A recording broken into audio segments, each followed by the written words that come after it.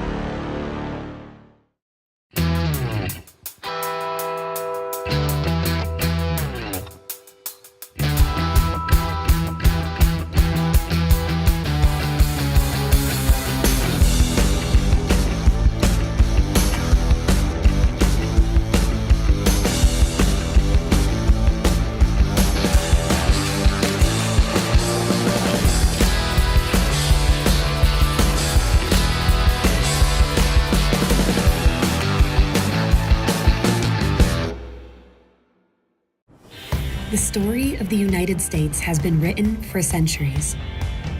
Penned by millions of authors, written in every language, from every perspective. With every chapter as unique as our people and our land. Our story is one made up of many. Find yours in the USA.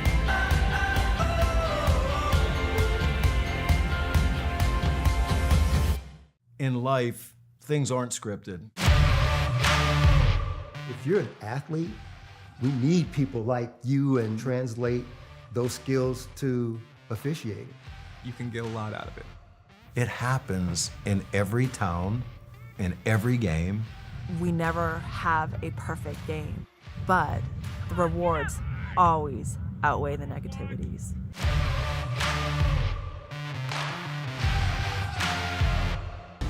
At the U.S. Center for Safe Sport, we see champions everywhere we look. In every sport, on every court, we're building a foundation to ensure all athletes are safe, supported, and strengthened. At the U.S. Center for Safe Sport, ending abuse is not just our job. It's our promise.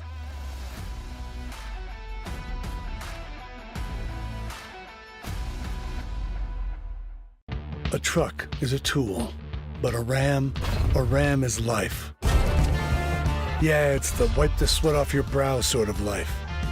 But it's also the let's load up the ATV's life. The my kids play way too many sports life. The let's find a secret spot to fish life. That looks nice. Innovations, comforts, and powertrains built to power all the lives you live. Ram.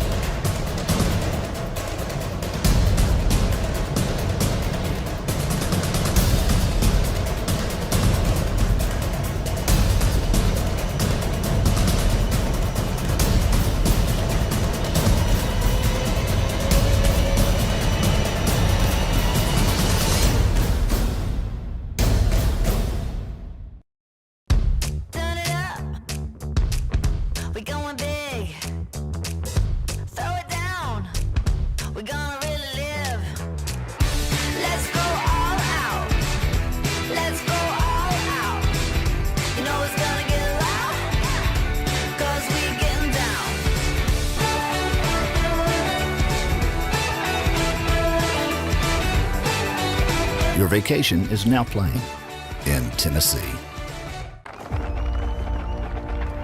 For every generation, it has started with the call to serve.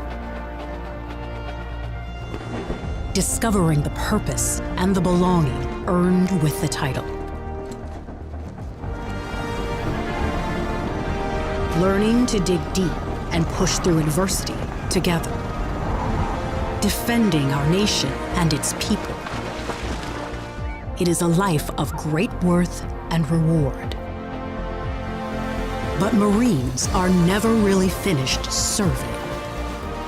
Their commitment comes full circle, visible in communities across our country. This is Semper Fidelis, always faithful, always Marine, marking a path for the next generation.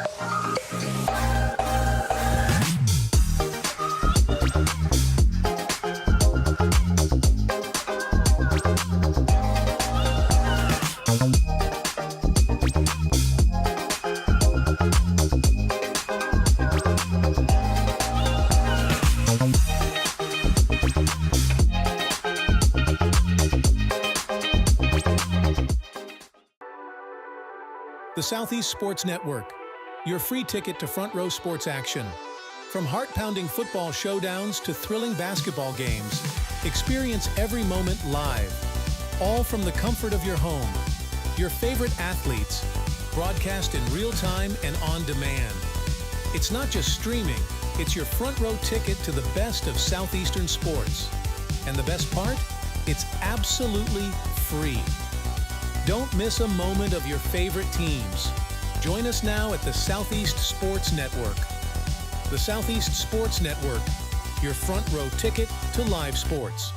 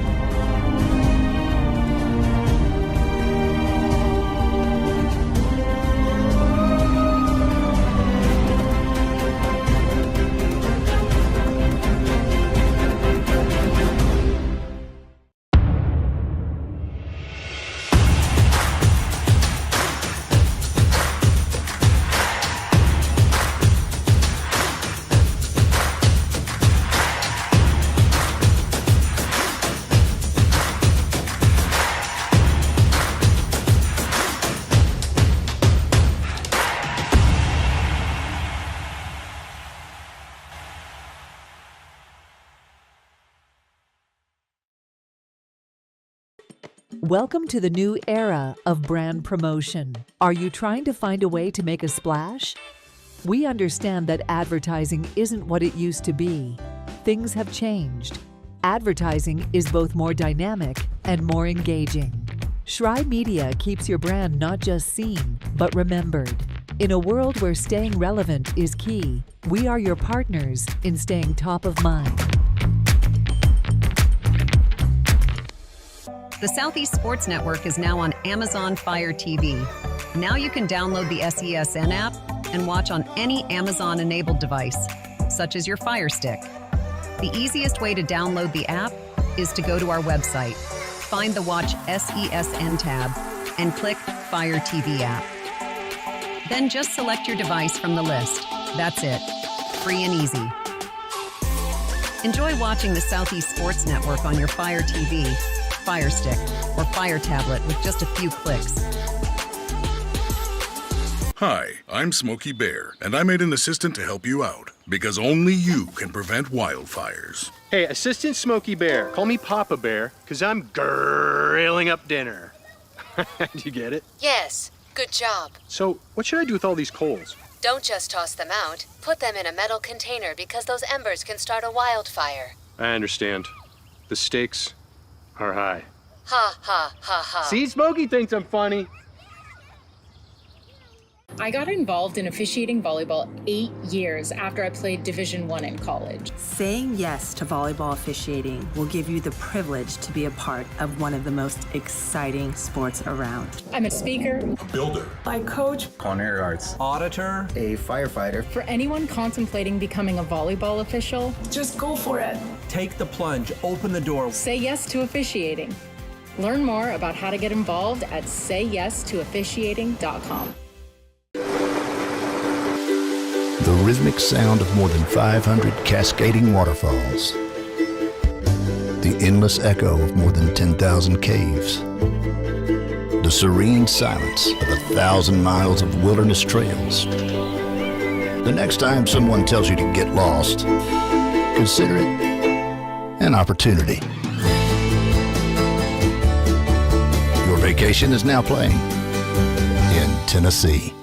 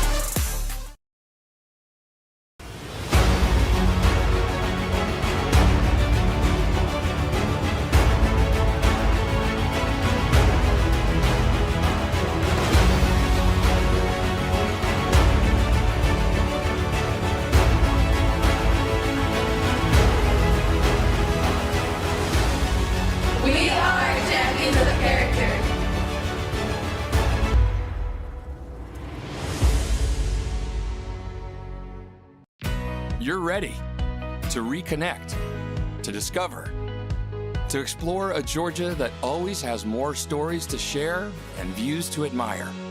Set for your next adventure while you set your own pace to wonder or wander, or whatever it is that makes you feel you.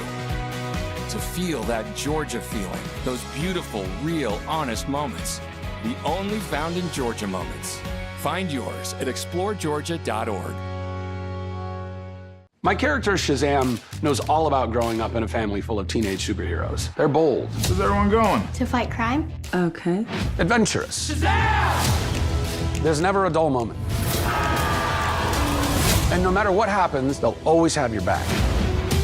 All they need is a place to grow and be themselves. And the best part is, you don't have to be a superhero to adopt a teen.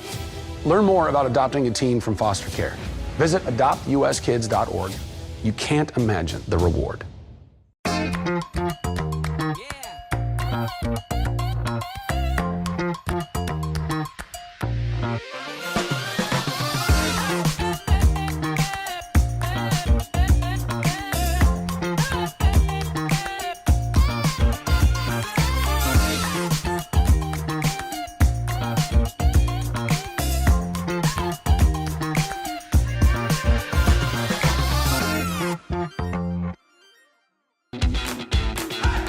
Welcome to SESN, your ticket to the front row of the sports world, covering local, regional, and national events. We bring the game to you. Feel the excitement of every play, every score, every victory. Get your seat, get on air, and immerse yourself in the heart-pounding action. The Southeast Sports Network, where sports come to life. At Shry Media, we believe in the power of connection, promoting your brand while supporting your community. Our goal is to elevate your presence and amplify your message through local sports. With Shry Media, advertising goes beyond traditional boundaries. Get on television, make an impact. Take the first step towards a future where your brand is not just seen, but celebrated.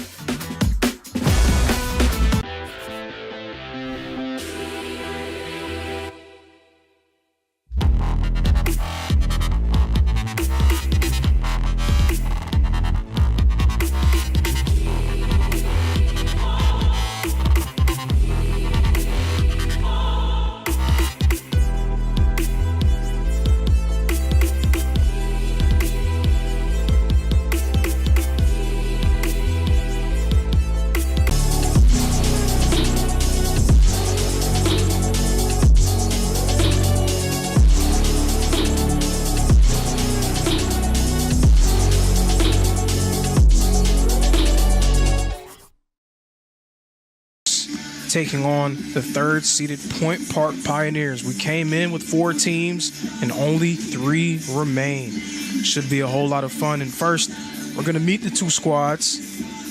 4th-seeded Seahawks with a 33-22 record, went 9-15 in conference play, hailing from West Palm Beach, Florida. On Kaiser's road so far through the NAIA opening round, a loss against Reinhardt 6-4 and a 13-10 victory over Jessup. The Point Park Pioneers coming in with a 42-14 in record. They went 19-5 in conference play, coming from Pittsburgh, Pennsylvania. They are the reigning River States Athletic Conference champions, making their 8th NAIA opening round appearance. In their road thus far, a 13-10 victory over the 2nd-seeded Jessup Warriors and a 15-7 loss against the top-seeded Reinhardt Eagles. Lorenzo Robinson, CJ Carruthers on the call for this contest. And CJ, what are we going to be looking for? This is an elimination game, so should be a lot of tension in the air for these 2 squads. Yes, a lot at stake today. Elimination game means a lot. Win or go home. Kaiser is a very good offensive team, as we've seen the past 2 games, and we're going to see if they can keep that rolling. And Point Park, they can definitely put up runs and a lot of hits as well. 2 of the very best teams offensively in the entire country.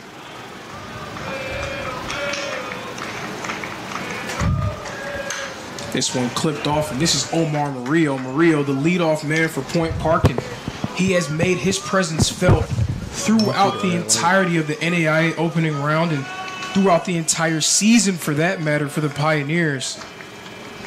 The leadoff man coming into this game with a team-leading 86 hits as he pops this one up deep out to left field.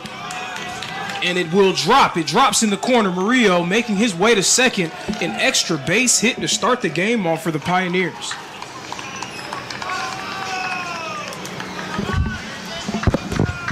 And that's a great way to start the game right there. Leadoff double.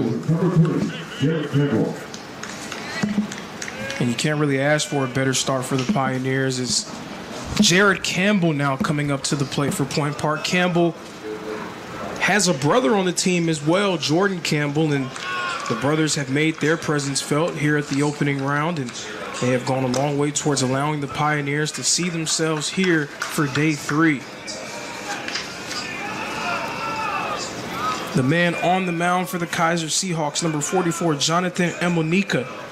Emonika making his 7th appearance of the season, his 7th start, sporting a 5.27 ERA. He's going to be tasked with slowing down what has been one of the better offensive attacks in the entire country. Point Park, a batting average of .341 as a team. Also 107 home runs. Count now is 0-2. Murillo in scoring position at second. Swing and missed by Campbell, and strike 3. So that's going to be the first strikeout of the game for Emonika. And that is a great way to respond after giving up a leadoff double. Come back and get a batter on 3 straight strikes. And responding is really what you need to be able to do in these situations, right? There's going to be those highs and lows. There's going to be those bouts with adversity. But in these situations, you have to be able to have a short-term memory and bounce back fast. And I think the umpires are discussing, did he catch it or hit the ground? And they will stick with the call, and that is an out. And a lot of fans are always wondering, man, what's happening in those conversations? What's going on? And, you know, I think sometimes they're just exchanging pleasantries. They're saying, hey, it's a nice day outside. Hey, I think it's a nice day too. You know, what's your plans after this? You know, things like that. Nothing wrong with small talk during the game. Wait. He didn't strike out. So I guess they're going to say that Campbell fouled it off. Count remains 0-2. Still no outs on the board. And Monica with the pitch. Campbell pops this one up. It's going high in the left field. And it's going to go on the wrong side of the line.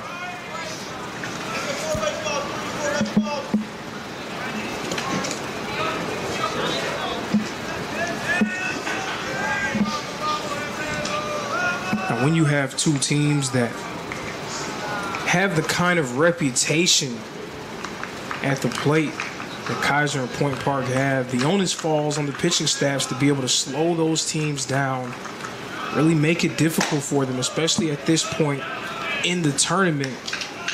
But also it can be a little bit difficult because now we're entering day 3. These teams have played some really arduous contests. They've had to cycle through a few different arms, so fatigue could be a factor, and they may be running low.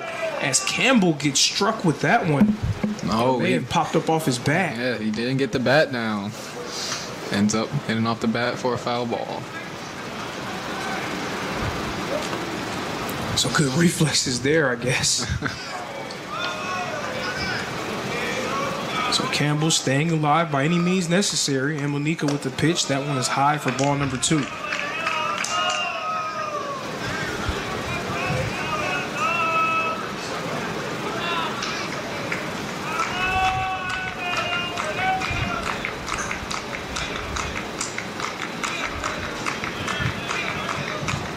Swing and missed by Campbell. This is strike 3, unquestionably strike 3. 92 mile an hour right down the middle, just blew it by half. So Amanika gets his first K of the game, and now Isaac Santana coming up to the plate for Point Park.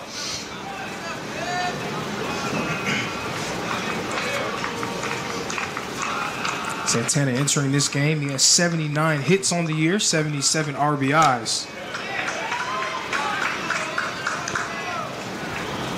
Santana, the first baseman, he's played well throughout this tournament.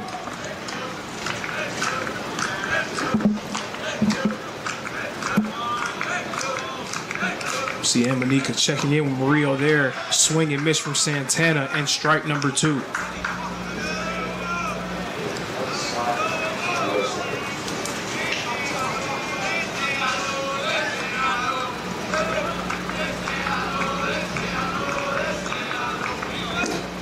Did Santana go? No, he did not. Great hold right there. And those are always kind of judgment calls, right? You just want to see if he just got that bat right across the plate, thought about swinging, but thinks better of it. And Emanika checking in again with Murillo at second. Back at the plate. This one popped up in the left field, and it will be caught. What a phenomenal play for the Seahawks. Not only the catch being made, but holding Murillo at second. And as a pitcher, you just thank your outfielder for that one. That was a great play by the left fielder. Kenny DiClemente with the grab. And now the backstop, Mikali Brito, coming up to the plate for Point Park. He had a slow start to the NAIA opening round. He was 0 for 6 until he had a big-time RBI for the Pioneers during their game against the Reinhardt Eagles. Hill coming into this game, batting around .315. He's been a consistent presence for them offensively. If they're going to punch their ticket to the NAIA National Championship, he's going to be able to have to turn things around if they're going to find themselves in the World Series. And the pitcher right now is ahead of the count, as you would like to be, and looking to get out of this inning after getting off a leadoff double. And being ahead on the count is so important, right? When you talk about trying to put a lot of pressure on these batters. As we see Brito grounds, third baseman makes the throw in time. That retires the side.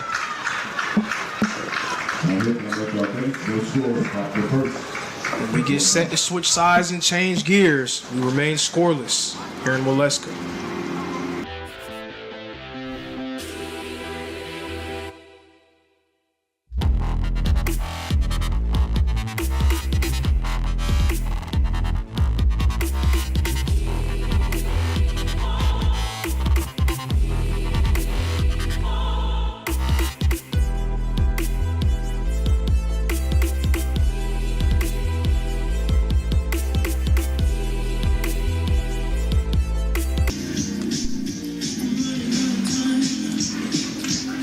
NAIA opening round action here in Waleska, Georgia. Kaiser and Point Park remain scoreless in this elimination game. Day 3 of the opening round, and the man on the mound for the Pioneers, number 25, John Hawley. Hawley, a senior, coming in, making his 12th start of the season, his 13th appearance. He's pitched a little bit over 40 innings of work, has surrendered 45 hits, and given up 28 earned runs. He's going to be tasked with slowing down a Kaiser Seahawk lineup that has been hot. They're coming off of scoring 13 runs against Jessup, so definitely his work is cut out for him.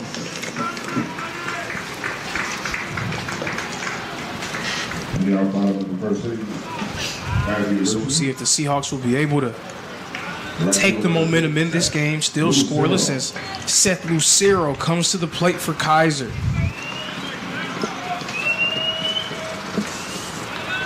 Lucero, the leadoff man, batting .338 this season. 6 home runs, 30 RBIs. And that one very nearly clipped Lucero. I think he got a piece of his bat there.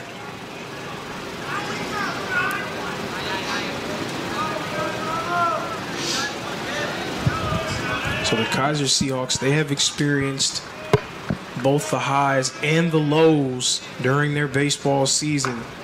Started the year 14-2, looked like one of the very best teams in the entire country. Then they found a few bumps in the road during conference play. They went 9-15 within the Sun Conference, one of the better conferences in the NAIA. Backs against the wall, really needing a strong showing in the conference tournament to be able to punch their ticket to the opening round. And they did just that, nearly running the table, falling just short of a conference tournament title, losing to the number 1 ranked team in the country, the Southeastern Fire, in the championship game. And Lucaro's taking some very good takes right now as the count is 3-1. All these pitches high for ball number 4. Lucero, a leadoff walk. So leadoff man getting on base for the Kaiser Seahawks. We'll see if they'll be able to take advantage. Pablo Ruiz is next up to the plate for the Seahawks. Ruiz coming into this game, batting .333, leads the team with 16 home runs as well.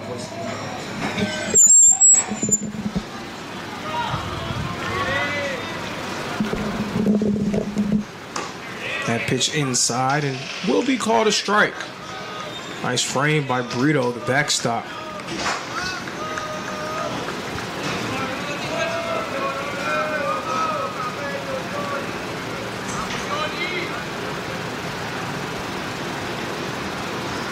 This one lifted up deep out to left field, and it's going to go foul.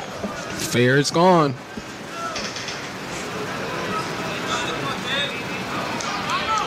That was almost huge for the Kaiser Seahawks, and you can tell everybody waiting with bated breath to see exactly where that ball was going to track. Nonetheless, Ruiz will re-enter the batter's box, and he faces an 0-2 count.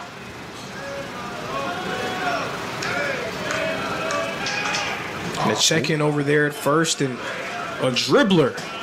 Santana having to hit the ground to get that one. That right there saved an error for the pitcher. And those are so dangerous. I mean, an awkward hop, it goes behind you, and then man is making his way to second as this one is popped up in the shallow center. A few Pioneers are around it, and it will be secured for out number 1.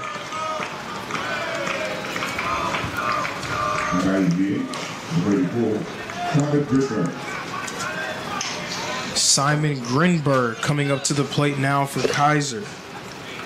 Grinberg batting .339 with 10 hits and 47 RBIs on the season.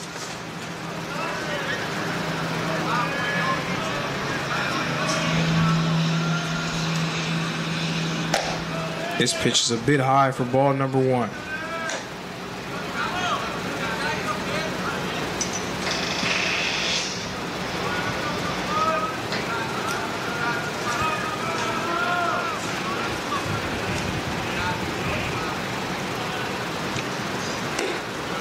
Now, Point Park, to this point in the opening round, their offense has been stellar. They put up 7 runs and double-digit hits against Reinhardt yesterday. They posted 13 runs against Jessup the day before. But their pitching and defensively, things have been an issue, as we're going to see the leadoff man who got on base after being walked make his way in the scoring position. That's Seth Lucero stealing second. And I think the pitcher might have messed that one up as he knocked the ball down. Not entirely sure why he put his hand up to make that play. And the count 3-0. And that's going to be a ball for an easy take for Grinberg. Now 2 men on for the Kaiser Seahawks as Kenny DiClemente comes up to the plate. The left fielder DiClemente batting .268 this season with 5 homers and 35 RBIs. And he's actually been one of the more dependable players for the Seahawks in the NAIA opening round. Hits in both games, had multiple hits in their first game against Reinhardt. DiClemente is somebody that I like to classify as a swing player, somebody that may not be the main name on the marquee. He may not be the first name that comes up on the scouting report, but very talented in his own right, plays great defensively, but has ability at the plate as well. And when he's clicking, it really turns this team into a different group offensively. That pitch outside and off the plate for ball number 2.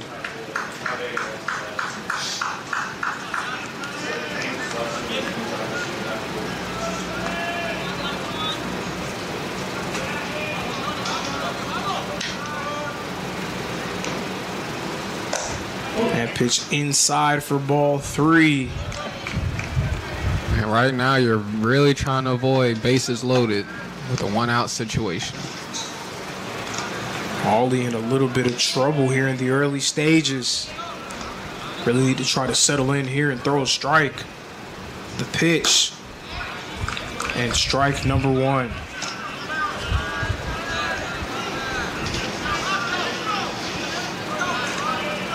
And as a hitter right here, you don't want to be too anxious.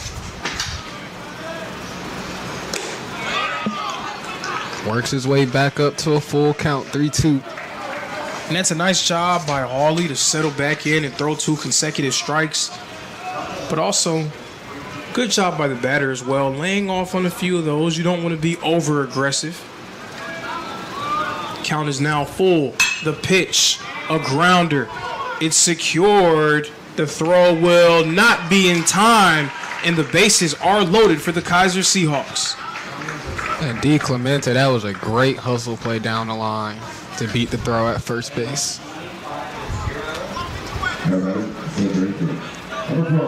Precisely what the Seahawks needed. Just one out on the board.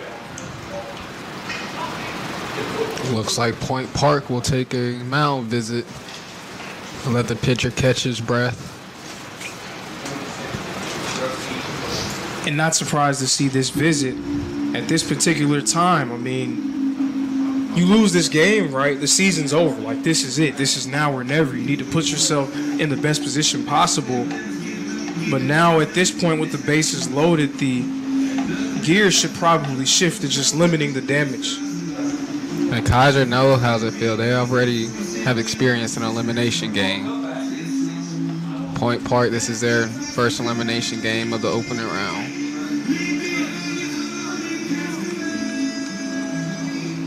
And you're right, having that experience in an elimination game can go a long way towards allowing you to feel a sense of comfort in these situations. You're not pressing. You know exactly what you need to do in these moments. Right now, trying to strike first blood and snatch the momentum. A grounder by Hutchinson. It's secured. The throw will be made to first in time, but a run will score for the Kaiser Seahawks. And they get on the board first. It's now 1-0 Kaiser. And I know Coach is happy right there. Hitter didn't get on base, but he definitely did a job and got him an RBI. Unselfishness, I like to call it. Definitely, you have to have that level of unselfishness if you're going to be a team that wants to win on the highest level. You can't just think about yourself. You have to think about your teammates. And right there, great unselfish play, allowing a run to be scored, even though it meant that he would be retired. Jamonte Woods hits this one. It goes into right field. 1 run scores for the Seahawks, and it looks like another will score for the Seahawks as well. Jamonte Woods, the former Point Skyhawk, he's been phenomenal the entire week, and he steps up yet again. And if you've noticed throughout this tournament so far, Kaiser has scored most of their runs later throughout the game, but this time they're starting to score early as they take the lead 3-0. No, that's a great point. I mean, we've seen them now in 2 separate games. Their bats were a little bit late arriving to the party. Now, once they arrived, they were able to be successful. But for them, starting fast can definitely mean that we may be in for an offensive explosion for the Seahawks today. Yes.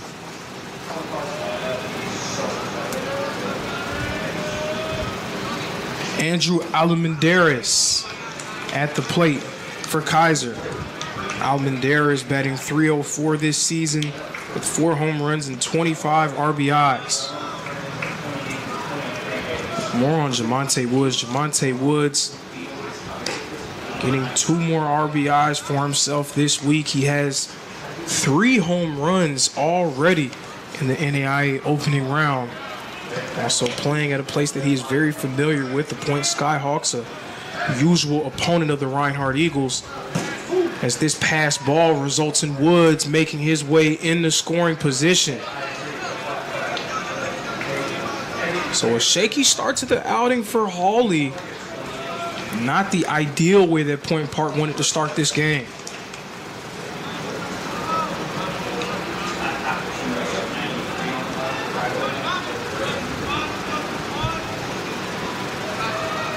count is 2-2. That pitch, another passed ball.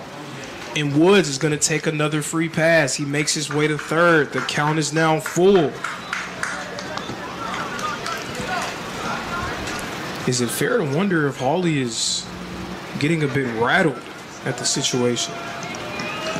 Yes, our viewers might not concede, but Point Park is now warming up their bullpen. That pitch inside for ball number 4. Almendarez is going to make his way to first. Now runners at the corners. Kaiser primed to add to their newfound advantage as Dylan Simons, the catcher, comes to the plate next. And Coach Torres is going to talk about it. Seems like they may be going in a different direction. We're going to take a break right now. Kaiser in control, 3-0.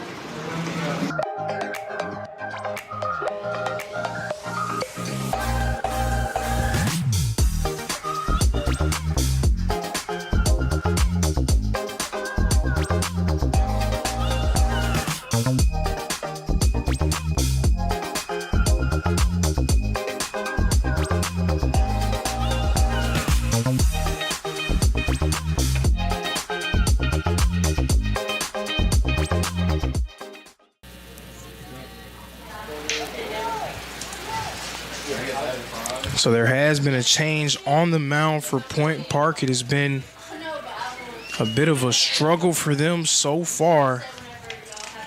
Hawley unable to get out of the first inning. Definitely an unfortunate situation for there. And now runners at the corners. Kaiser looking primed to add to their lead. Simons, the backstop, at the plate. Ramon Rodriguez, the sophomore, on the mound for the Point Park Pioneers. Rodriguez making his 19th appearance of the season, his 5th coming in relief. Rodriguez has been the most dependable arm within their pitching staff the entire season, an 11-2 record. He's also been their most utilized pitcher. He's pitched in 94 innings this year, so they're looking for him to step up in a big spot. The Pioneers looking to hold Kaiser at bay for the remainder of this inning. Yes, and I know Coach did not want to go in his bullpen in the first inning. So things are definitely going to get interesting throughout this game. It's really the last thing you want to do so early in the game. The ideal thing, especially again, at this point in the tournament, we're in day 3. Your guys have had to cycle through a few different arms. You really want to be able to go a few really solid innings with your starter, try to limit the amount of arms you have to use, especially because you may have to use a few of those guys again in the game later on today if you are able to make it out of this one. Count is now full, 3 balls and 2 strikes. A strike ends the inning. A ball will load the bases. This one ripped in the left field. Jamonte Woods will easily score an RBI single for Dylan Simons. The Kaiser Seahawks now lead 4-0.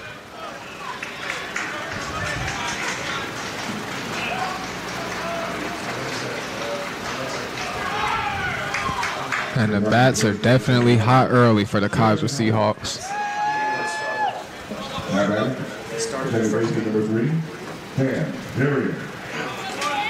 And if you're Coach Fordyce, you have to really appreciate the way that your team has come out in this game and really the way that they've played the entire opening round. I mean, they started off slow against Reinhardt, down 5-0. They battled back to make that a game going into the 9th.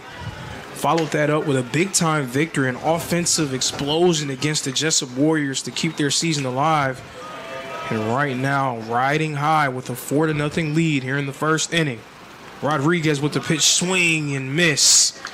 This is Cam Verrier.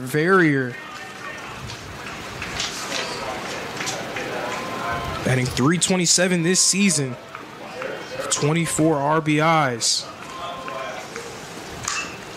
This one clipped off by Verrier and foul.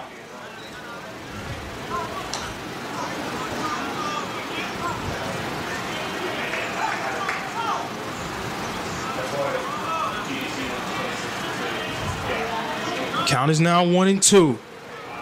Rodriguez desperately needs to get one more strike to end this inning. Kaiser trying to keep it rolling.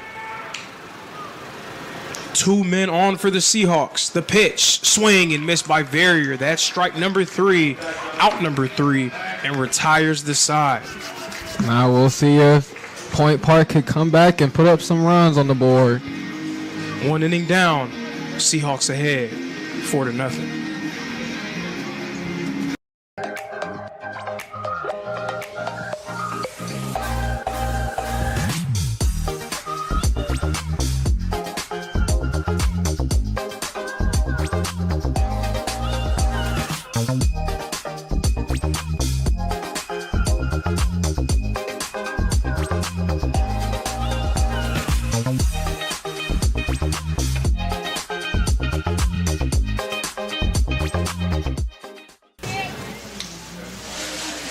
Resuming play here in the second inning, the Kaiser Seahawks starting fast, up 4-0 against the Point Park Pioneers.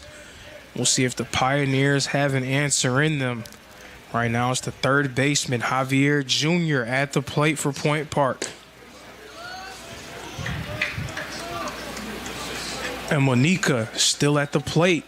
Pardon, still on the mound for the Kaiser Seahawks. Eddie Javier Jr., the senior, rips this one and it drops into right center field. Javier Jr.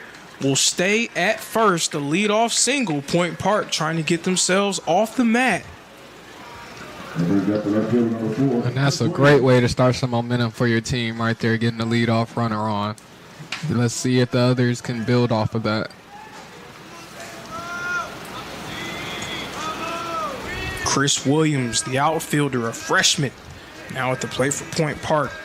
Williams coming into this game, he has 70 hits on the season, 10 home runs, as well as 54 RBIs. And is it difficult or a little bit more difficult for freshmen to be able to step up in moments like these? I believe so, 'cause I think experience plays a big part of this. I think freshmen sometimes can shy in the big moments, but you never know. Some of them can step up, and this can be one of them right here. Williams trying to prove that there are no freshman jitters for him. Right there, thought about swinging, thinks better of it, but it ends up going for strike number 2. So now behind on the count, 1-2.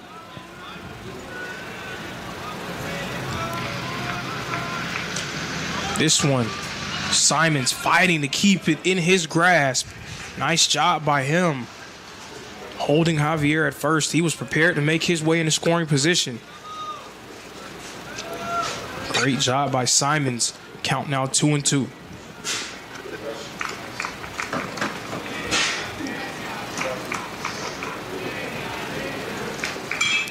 This one a grounder. It will be retrieved and a slip. A slip from Emonica. And that will be an infield hit right there. That is an unfortunate play that just happened there. Very unfortunate indeed. We saw Emonica was trying to hustle from off the mound to make a way to collect that ball and make the throw likely to first, but just lost his footing. Now 2 men on for the Point Park Pioneers, and we'll get a chance to see the other Campbell, Jordan Campbell, now at the plate. Campbell, the DH.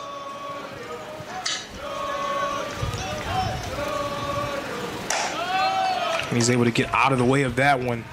Goes for ball number 1.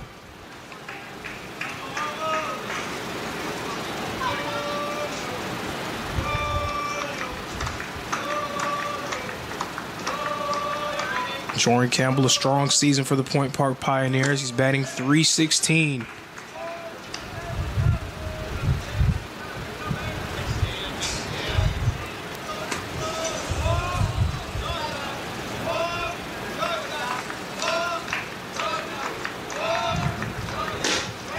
And another strike from Emonica.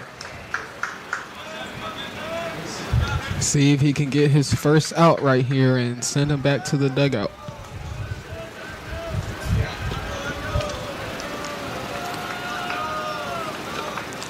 The 1-2.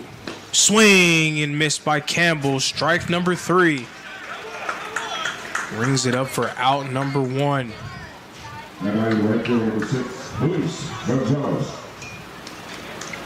So Amanika was able to bounce back when he was in a little bit of trouble in the last inning. We'll see if he can do the same here. Luis Gonzalez coming up to the plate for Point Park, and Gonzalez, a sophomore, has 52 hits on the year, 13 home runs. A guy who has made his presence felt all week long, all season long for the Pioneers. This one a grounder. It's retrieved at third. The throw will be made in time to Jamonte Woods. That's out number 2. But runners will advance. Now 2 men in scoring position. We'll see if Point Park will be able to capitalize. And the onus will fall on Carlos Martinez. Martinez, the junior, 51 hits on the season. Base hit scores too right here. Cut the game in half. And because it's so early in the game, you don't want to say must-score situation, right? You don't want to say you have to be able to do it right now, but you just like to chip away. Of course, you would definitely want to try to eat away at it as much as you can, as we see a swing and a miss from Martinez for strike number 1.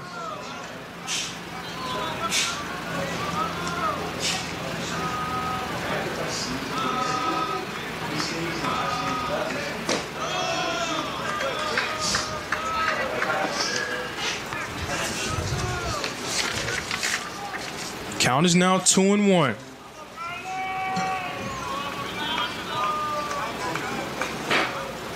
This one popped up deep out to left center field, and it's caught at the wall by the Seahawks. That will retire the Pioneers. Runners left stranded, a golden chance to put runs on the board, squandered, and Kaiser remains ahead 4-0.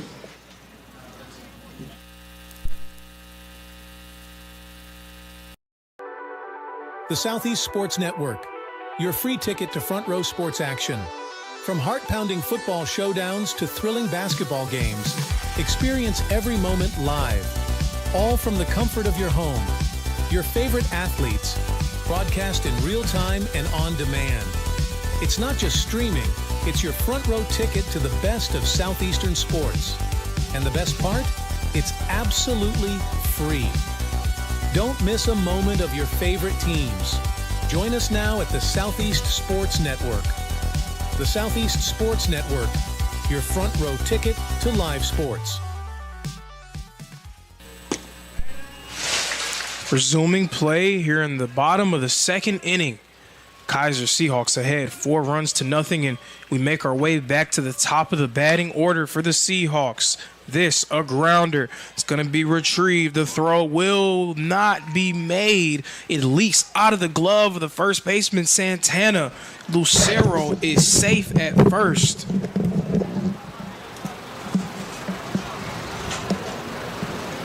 And we'll wait for the official scoring. It seems like they're going to call that a hit for the Seahawks. Lucero getting his first hit of the ball game.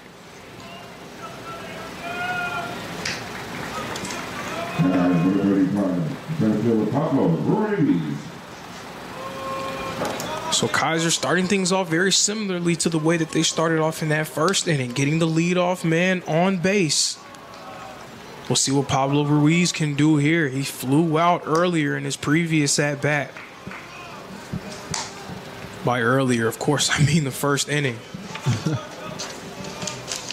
Very rare for a team to make it one complete time through their order in just one inning of play. That's what the Seahawks were able to do.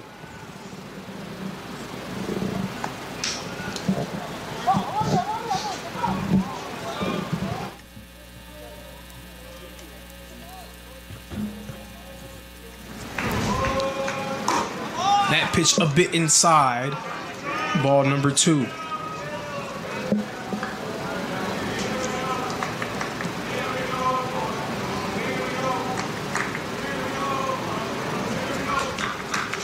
So now we'll see if Rodriguez is going to be able to steady the ship a little bit for Point Park. Things got a little bit rocky for them in that first inning with Hawley. Rodriguez was able to get the last outs that they needed to be able to get out of that inning. Right now, behind on the count, it's 3-0. You see a check-in occurring at first.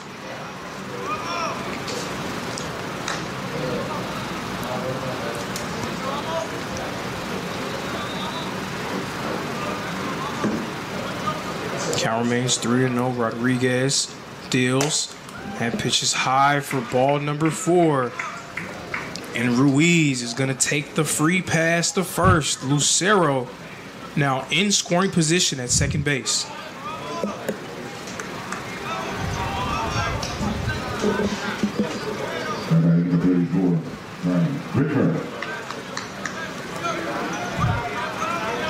So very ideal situation for the Kaiser Seahawks. Grinberg back at the plate. He's showing bunt here, and it gets just off the tip of his bat and leaks on the wrong side of the line and foul. He wants to be careful to get that ball down. Make sure he doesn't pop that up for an easy out.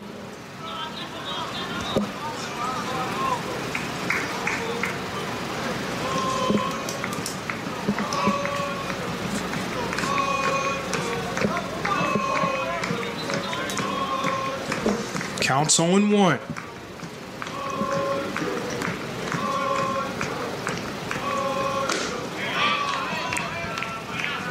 Nice pitch there from Rodriguez for strike number 2. And this is really what Point Park needs to be able to do. They need to be able to put consistent pressure on these batters. The pitchers need to be able to keep themselves ahead on the count. You cannot allow Kaiser to feel comfortable. It seems like their batters just settling into a nice rhythm at this point in the game.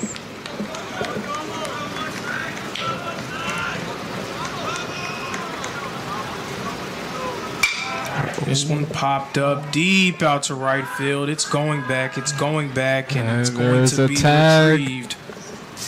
Lucero, meanwhile, makes his way to third. Now runners at the corners. With no outs before that, that's a good job by the batter to move the runner closer in the scoring position.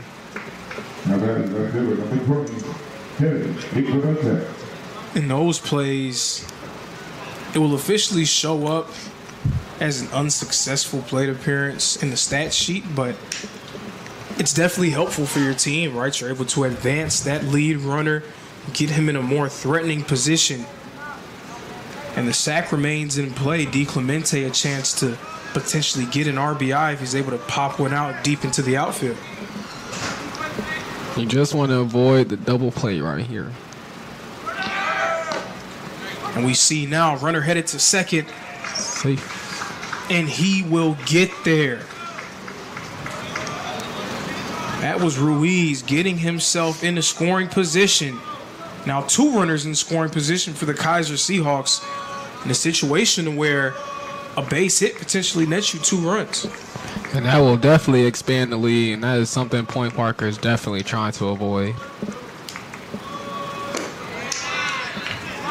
Great take. That pitch called a ball, and you can hear some of the reactions from the Point Park faithful. They weren't fans of that call. But you know when an umpire is doing his job? When he manages to make both fan bases mad. This one popped up, lifted in the left field, and it looks like it's going to go foul, and it will. They either say you be consistently good or you be consistently bad. There's no in between with that job. No in between at all. So the count is now 1-2. DiClemente 1 for 1 on the day. The pitch is low and outside for ball number 2.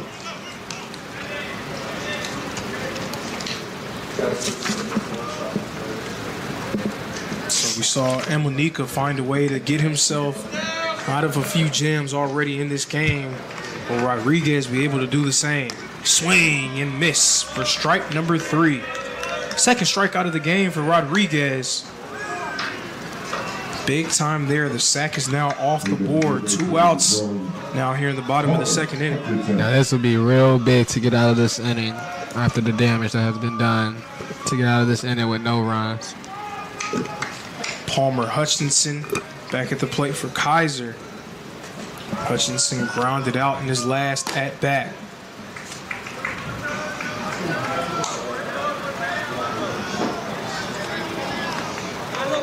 So it's Ruiz at second, Lucero at third.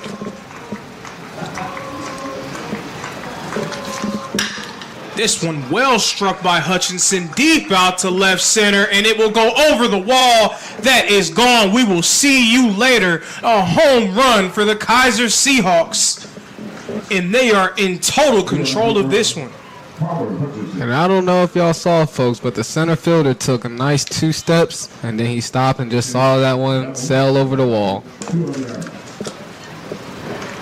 That ball was absolutely demolished. Okay, so it seems like they're going to call it a ground rule double. It may have bounced over the wall. Very curious about that call. From our view, it looks like it was a clear home run. It looked gone to me. See, this right here is why NAI needs instant replay, right? Yeah. So that would be a double then. But he still gets a 2-run RBI double. Absolutely. The ground rule double. Lucero and Ruiz both scoring.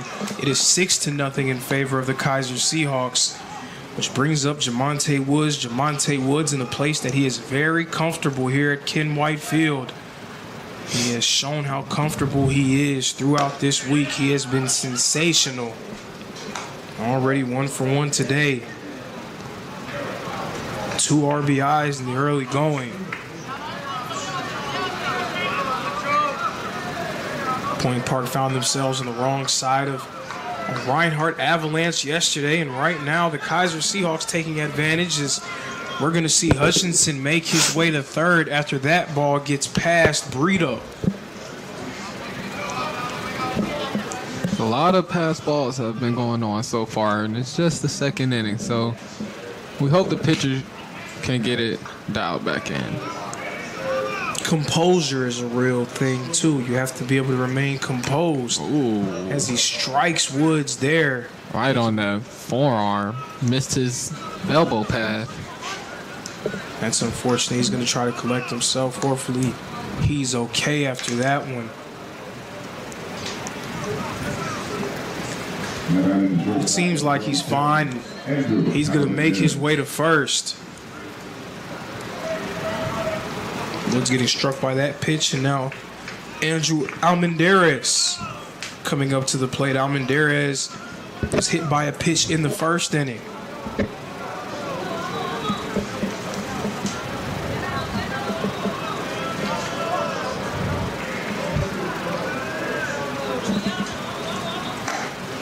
That pitch a bit high for ball number 1. Runners at the corners for the Seahawks. And Point Park is looking to stop the bleeding right now.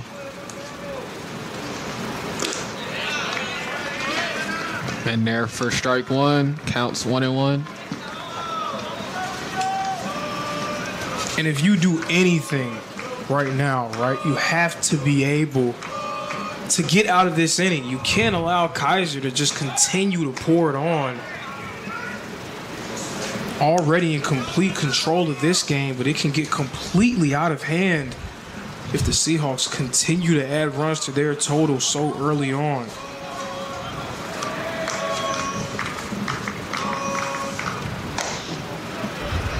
That pitch a bit high out of the zone. Ball number 2.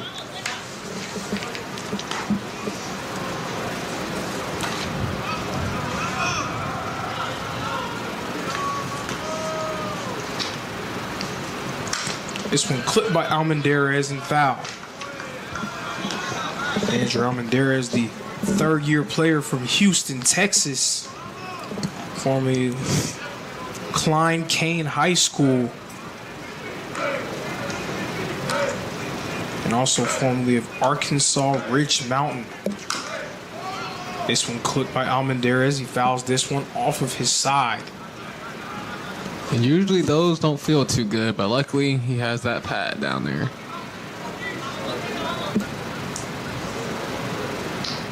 Yeah, and there's a level of appreciation that you have to have when you see those balls just bounce off of guys' bodies and them being able to just shake it off and just continue playing. I mean, definitely something good for them. This one is grounded. It's secured. The play is made for out number 3 that retires the side and ends the inning. 2 down. 4th-seeded Seahawks in control, 6-0.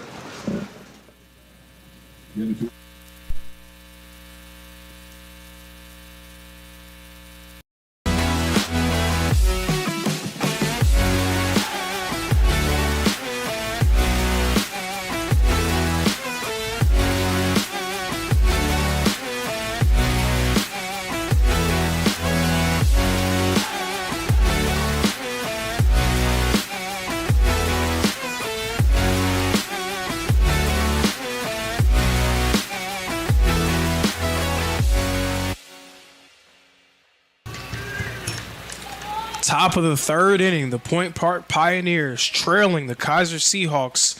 It's 6-0. We're back to the top of the order for the Pioneers. Omar Murillo, the second baseman, at the plate. Emonika remains on the mound for Kaiser. Point Park, they have 3 hits in this game, but Emonika has done a nice job of navigating the troubled waters that have come up as this one takes an awkward bounce, goes over the head of Hutchinson, the third baseman. Murillo getting himself on base. That will officially be called an error on Hutchinson. Now batting number 3, Jared Campbell. And at this point in the season, every little detail matters. Not being able to secure ground balls like that may come back to bite you. Of course, can't really put that all on Hutchinson. When he tried to make that play, it just vaulted up into the air. He wasn't able to bring that one down. But a man on base nonetheless for Point Park, and that's not a new scenario for them. They've been able to get men on base on a few occasions in this game, but they have not been able to capitalize. Can they do so here in the 3rd inning?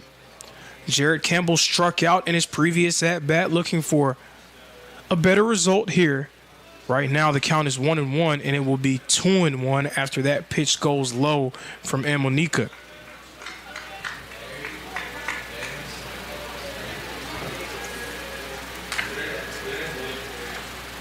Count 2-1. This one popped up and fouled over the net by Campbell.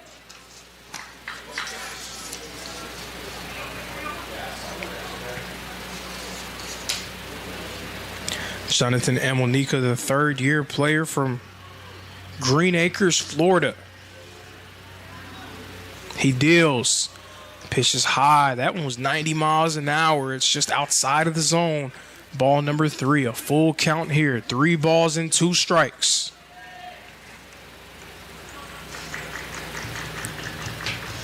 Point Park looking to get on the board for the first time in this game. Campbell pops this one up. The catcher Simons is tracking it, and it's going to go over the net and foul.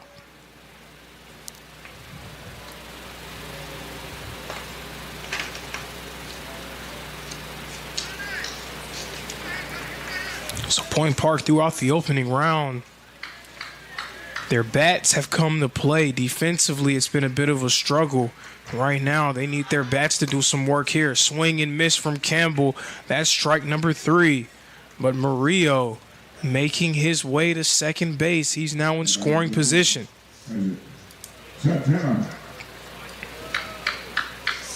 Isaac Santana, the first baseman, coming up to the plate for Point Park.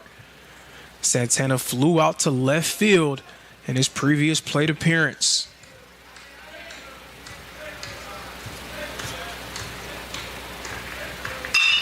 And he hits this one. It's going to drop into right field. Murillo rounding third, and that is where he will remain. Santana with a single. Now runners at the corners for Point Park. All of a sudden, they're building up some momentum. See if they can string something here with Mikhaili Brito, the backstop, coming up to the plate. Brito grounded out earlier in this game. So Murillo was able to reach on an error from the third baseman earlier in this inning. Campbell struck out after that, and then Santana reaching base by way of a single. So now it's Santana at first, Murillo at third. Very threatening spot. The sack is alive, of course. Point Park trying to go on a rally here, hoping for a base hit from Brito. Swing and miss from Brito, and strike number one.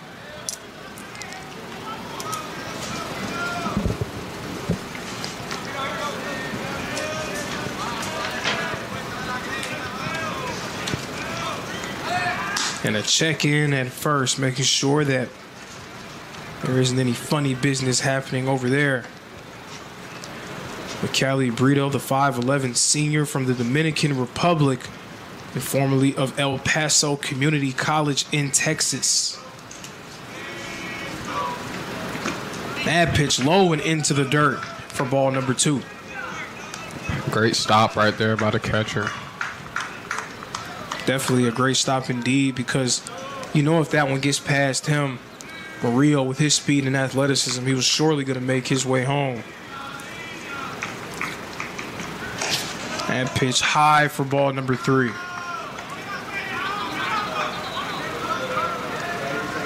And you don't want another bases loaded situation, especially with this Point Park team, because the other day they did put up about 17 hits in one game. Yeah, bases loaded situation, pretty much the last thing that you can afford if you're Kaiser. But if you're Point Park, it has to be what you're rooting for, right? That gives you a chance to get yourself back into the ball game. And then it's just one swing after the bat. Brito watches that one as it goes into the dirt for ball number four.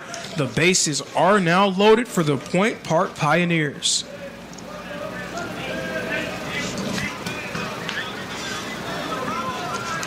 And right now the catcher's probably just telling him to calm down, relax, and seems like Coach Fordyce is going to join in on the conversation.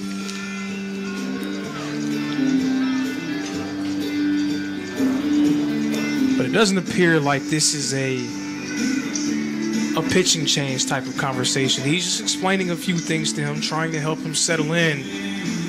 Right now, the bases are loaded. We've seen Emonika get into a little bit of trouble throughout this game, but each time able to find himself on the other side of it. And right now, if you're the pitcher, you're looking for a ground ball to either your shortstop or second baseman to hopefully get this double play. But you really want to get one out at minimum right now. That's all you can focus on. You can only focus on what's in front of you. And right now, Eddie Javier Jr. is in front of you. He's 1 for 1 on the day. You can't allow him to be able to repeat that success. You have to focus on getting it out. Javier Jr. goes across the plate for strike number one.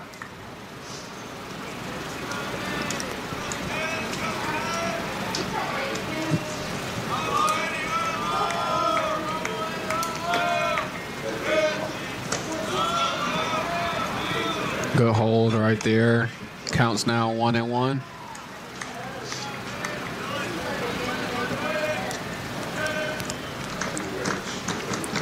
There is a pinch runner in the game for Point Park. That pitch low and into the dirt for ball number two. Gene Santos, 6-foot senior from Puerto Rico, formerly of Northeast Community College in Nebraska. So he's the man at first for the Pioneers.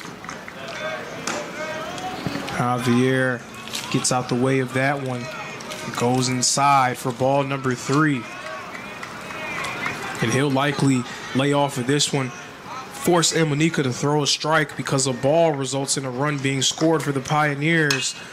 Javier pops this one up and fouled off, and you can tell from his reaction, he wanted that one. He did want that one. He wanted it bad. Usually batters in a situation like that are only swinging on a 3-1 count when it's a pitch that they feel like they can't refuse. But now the count is full. 3 balls and 2 strikes. Emonika deals.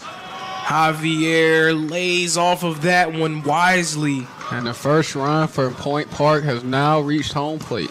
Omar Murillo will step on the home plate, and that will be a run scored for the Pioneers. It's now 6-1 in favor of the Seahawks. And now we'll have another mound visit. We'll see if there will be a pitching change here. Will Kaiser go in a different direction? It does appear so. So Amonika's day is done. After 2 and a third of an inning. And normally, in situations like these, on a normal game, you'll allow the pitcher to try to work his way through, even though because you're up 6-1. But since it's an elimination game and potentially your last game of the season, I think Coach he has to bring all his tools out for this one. You got to pull out all the stops at this point, because what are you saving it for, right? You're not saving it for the next game, because if you can't get past this one, there will be no next game. Exactly. So you definitely have to put your best foot forward in this game, and that means doing everything that you can to be able to take it.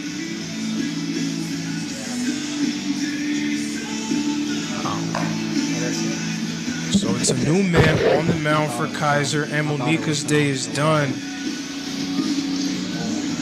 If they win, he might pitch against us again. He brings it almost to the dirt. He might change his whole body. And it's going to be number 32, Jake Malloy. This is that one for ball number 3, a full count here. 3 balls and 2 strikes.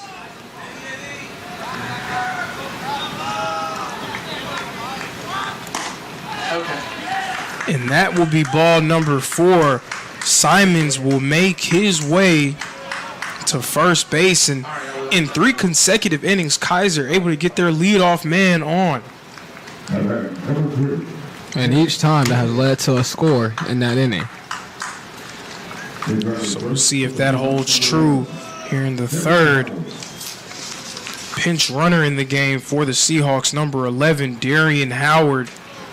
Howard, he is a Georgia native. He's from Atlanta, formerly of Pace Academy. That's where he played his high school ball, and also went to Louisiana State University, better known as LSU. As Campbell tried to lay the bunt down there and fouled it back towards us.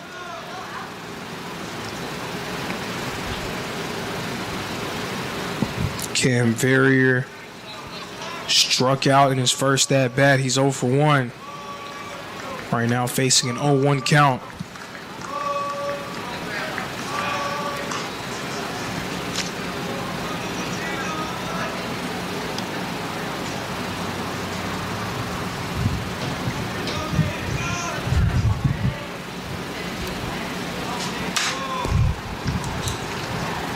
Ooh. That one inside gets past Brito, and Howard easily making his way to second. A leisurely stroll. He could have walked there if he wanted to. Absolutely. And I mean, that was too easy, right? It was like he was kind of styling and profiling, making his way to second. And now that puts your leadoff runner in scoring position again. Rodriguez glances at Howard, now back at the plate. Verrier grounds this one. Santana picks it up. And Rodriguez cannot make the catch and secure the out at first, and a run will score for the Kaiser Seahawks. That was a very close play at first base, and I think the pitcher just took his eyes off just for a quick second, and then he turned back around and didn't realize where the ball was. Ball gets away and a run scores. Kaiser responds again with the leadoff run scoring.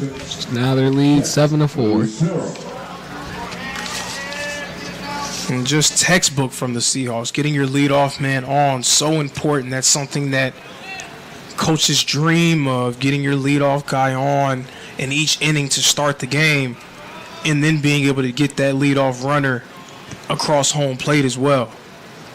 So Kaiser being able to add a run to their total. Their lead is back up to 3. And Mikali Brito, the catcher, is going to have a conversation with his pitcher. And we've seen Brito do this on a few different occasions, a well-respected leader in the building for Point Park. Senior catcher, it seems like every time he has something to say, everybody on the team stops and listens. He's been barking out orders to his squad all week long and has absolutely earned the respect because of how well he's played over the course of his career. So the conference is over. We'll resume play. We're back to the top of the order for Kaiser. This is Seth Lucero. Lucero, his last plate appearance resulted in a single. Yes, that was a single to third base that he had last time. Counts 0-1.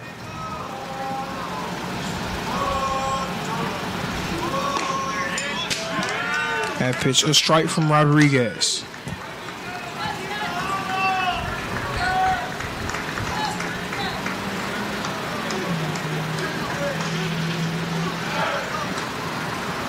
And we see there,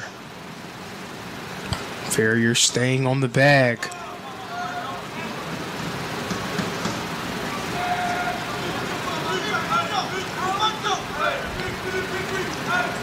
Swing and missed by Lucero, strike 3. Second strikeout of the game for Rodriguez.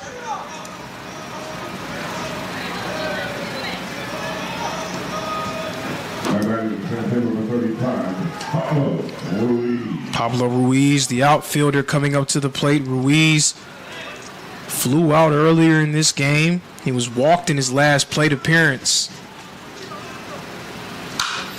Pops this one up deep out to left field, and it's going to go on the wrong side of the pole and foul.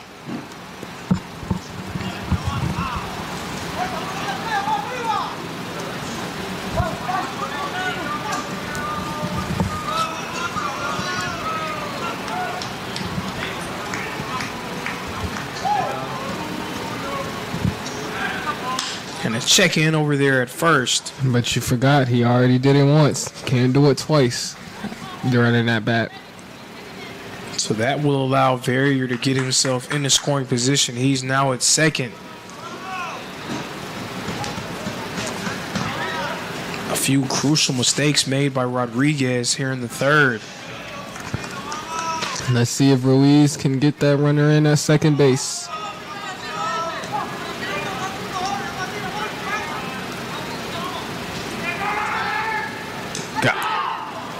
Dropped the ball. Very nearly was able to have a successful pick attempt there. The shortstop Martinez unable to complete the play, the ball leaking out of his glove.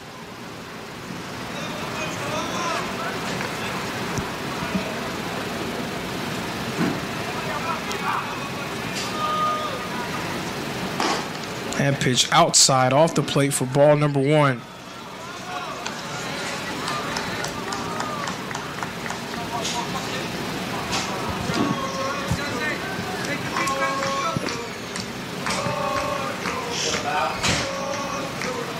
Count is 1-1. Rodriguez with the pitch. A grounder. It's collected by Martinez. The throw to Javier Jr. at third, and they will secure the out. That was a very heady play by Martinez to get that lead runner out. Very heads-up play indeed. And usually when you're on second base with no other runners on, and the ball's hit to the right side or in front of you, you normally would just stay there. But in that case, I was assuming, or he was assuming, he thought he could beat that out, but shortstop had other plans. Other plans is absolutely correct. But right there, Grinberg, the DH, being struck by the pitch from Rodriguez. So he will advance to first, another runner in scoring position for the Seahawks.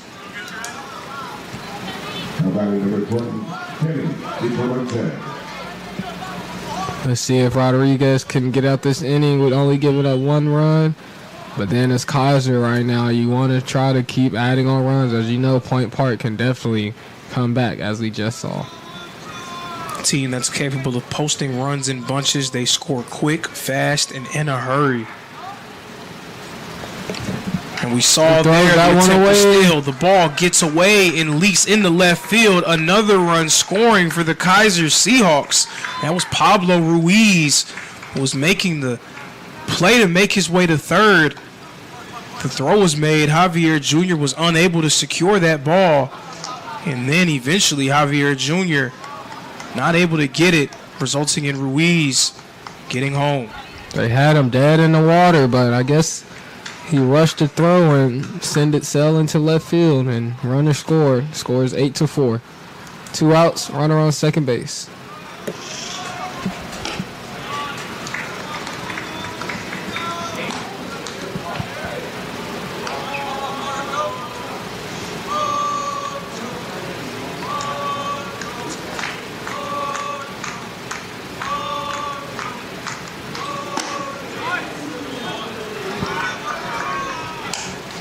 A little high for ball. Ooh, strike. 1. Kaiser Seahawks have scored in each inning so far.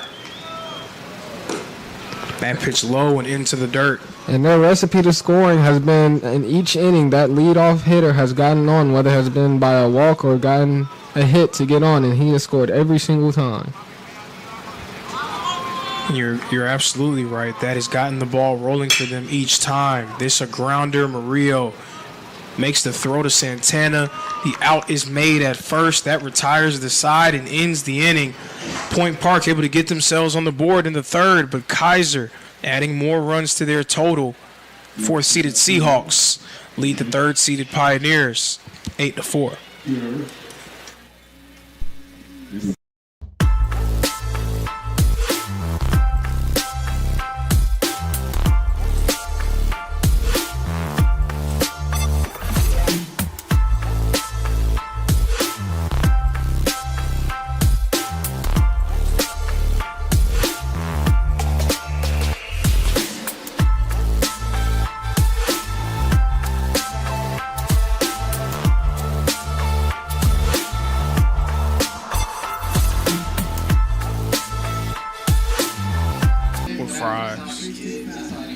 Tenders is nice.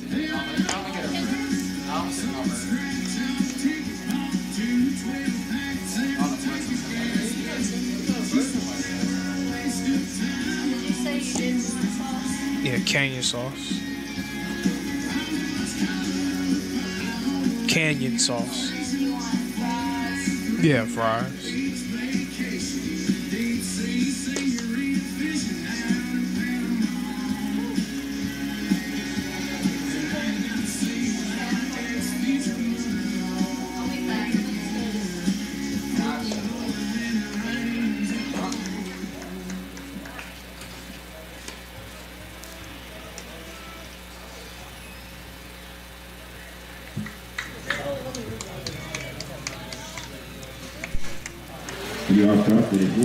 Resuming play here in the 4th inning. The Point Park Pioneers behind against the Kaiser Seahawks 8-4.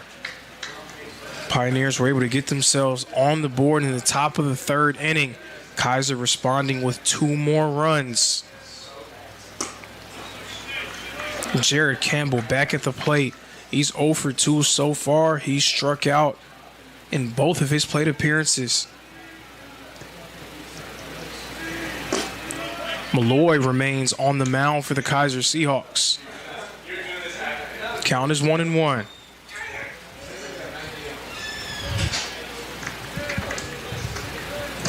That pitch goes low for ball number 2. Now Kaiser, they do have some first-hand experience playing in elimination games. They were able to survive an elimination game against Jessup yesterday. As Campbell pops this one up, it's going to be tracked. That's the second baseman making that play, Verrier, and he secures it over there near the Point Park bullpen. A tremendous play by Cam Verrier to get out number 1.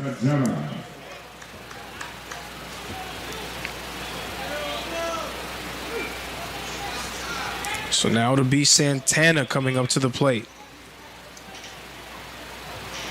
Santana 1 for 2 so far. His last plate appearance resulted in a double.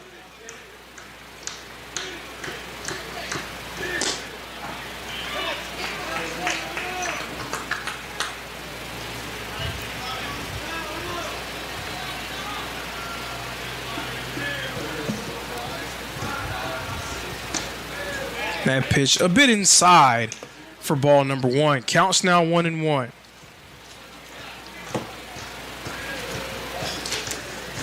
And the Pioneers, they haven't really struggled at the plate in a vacuum. They have 6 hits on the day. Kaiser just with 5, but they haven't been able to string them together. They haven't been able to find consistency.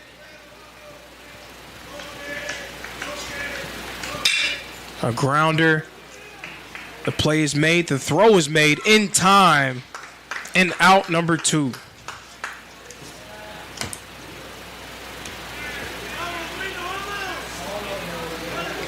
Now it'll be the backstop, Macaulay Brito, back at the plate. Brito was walked in his last plate appearance. His walk led to Gene Santos being inserted as a pinch runner. Santos was able to score during the 3rd. Brito still looking for his swing here in the NAIA opening round. Again, a guy hit for .315 coming into this game, but it's been a bit of a struggle for him in the NAIA opening round. Just 1 hit so far. 2 consecutive hacks fouled off by Brito.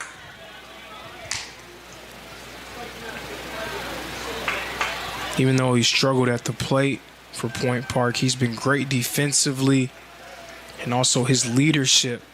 So definitely a valuable piece to the puzzle for the Pioneers. Brito hits this one. It falls right into the waiting hands of the shortstop. He makes the throw in time at first.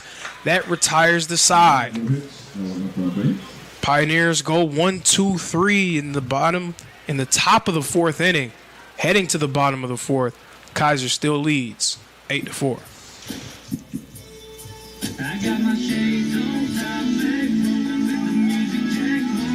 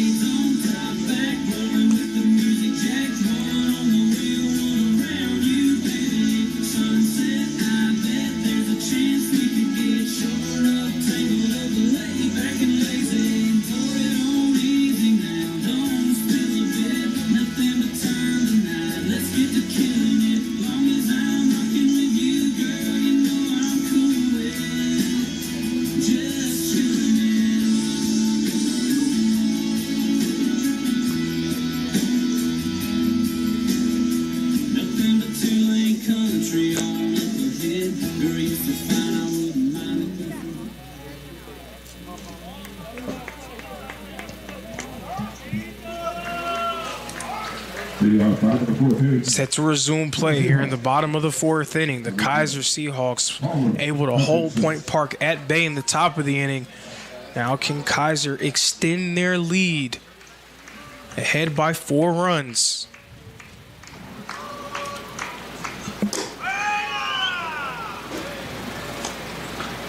Hutchinson, the 3rd baseman, at the plate for the Seahawks.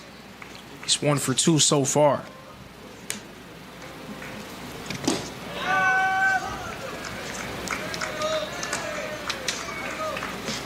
Already behind on the count, 0-2.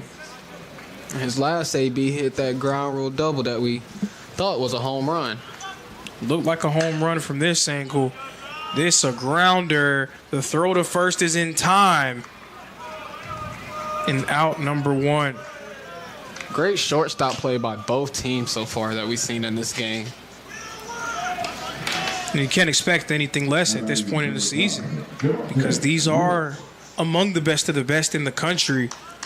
And, of course, there's that desperation factor. So both sides locked in early on defensively, showing off what they can do. Neither team wanting to make critical mistakes that can result in their season ending.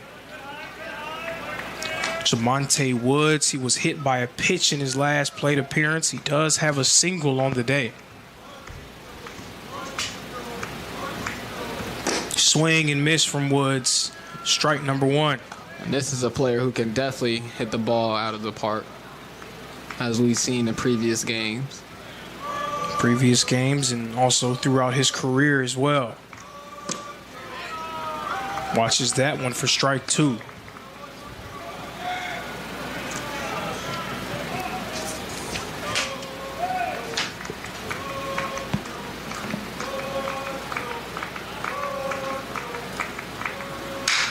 Woods hits this one and it goes just foul.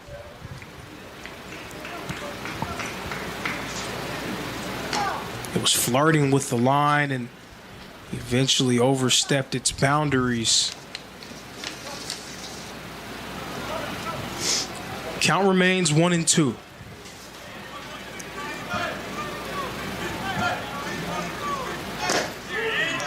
Strike three, Woods just across the plate. He froze him on that one.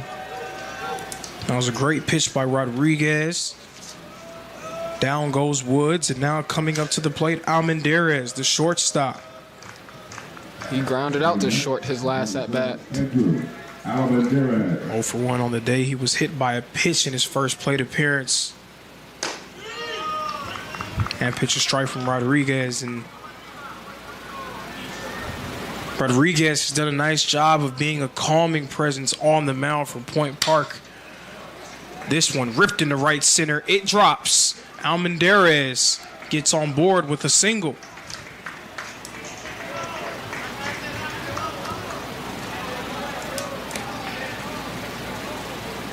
And he gets that hit as soon as I was about to say how much of a calming presence Rodriguez has been on the mound for Point Park. Especially from the earlier stages of the game, it felt like things were getting away from them. Rodriguez stepped in, and he's been calm, collected, and composed. And let's see if can he get out this inning without giving up any runs.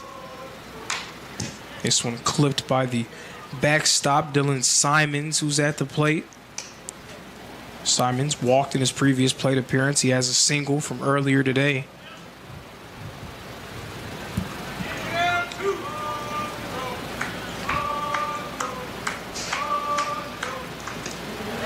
That one getting around the catcher, Brito. Another passed ball, resulting in a runner getting themselves in the scoring position.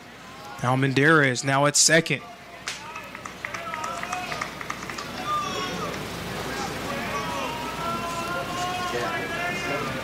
Not what you want if you're the Point Park Pioneers. That's been an issue for them all game long. This one is fouled off. It just seems like every time Kaiser has a runner in scoring position, they find a way to deliver and get that runner in. So let's see if he can do that right now. 2 outs on the board. Rodriguez trying to hold them at bay and secure out number 3. Swing and miss from Simons. He's going to make his way to first. The throw is in time from Brito. That retires the side. Runners left stranded for the Kaiser Seahawks. As we shift gears to the 5th, Kaiser still ahead, 8-4. Point Park, 4.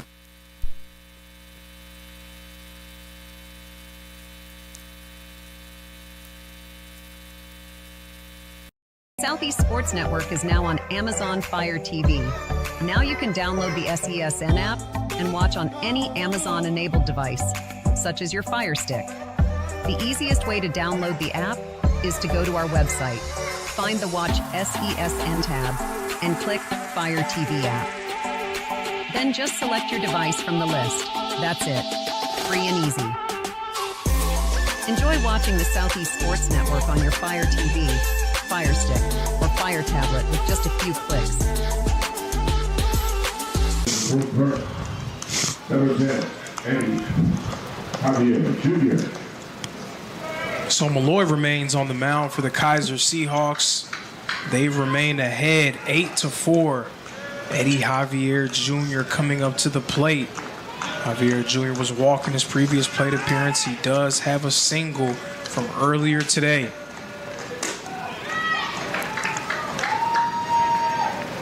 Point Park, they were able to inch a little bit closer in that third inning, getting themselves on the board. They would love to do that here as well. You just have to keep yourself in striking distance, right? You can't. You don't want to let it get too far out of hands. Of course, you can't allow yourself to get too far down, put yourself in such a deep hole to where everything is riding on the last few innings.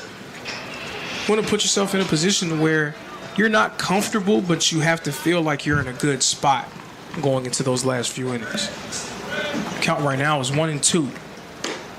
That pitch outside, off the plate for ball number 2.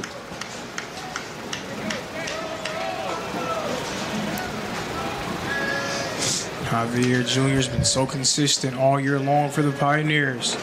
Swings and misses there. Strike number 3. First strikeout of the day for Malloy.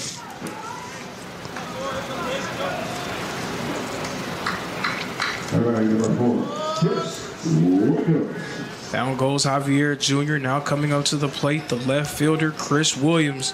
Williams 1 for 2 so far today. Has a single, but grounded out in his last plate appearance. His ground out his last plate appearance did end up in an RBI, though.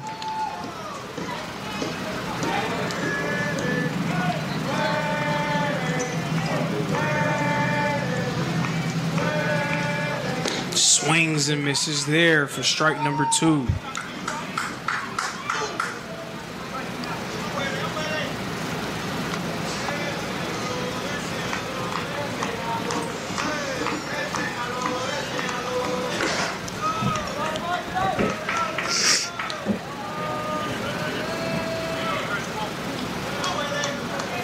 Malloy's been phenomenal for Kaiser all year long, and he's come in a variety of different situations. Swing and miss from Williams in strike 3.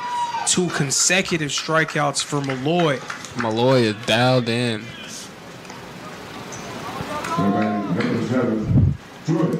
But to that point, he's been so great for Kaiser all season long.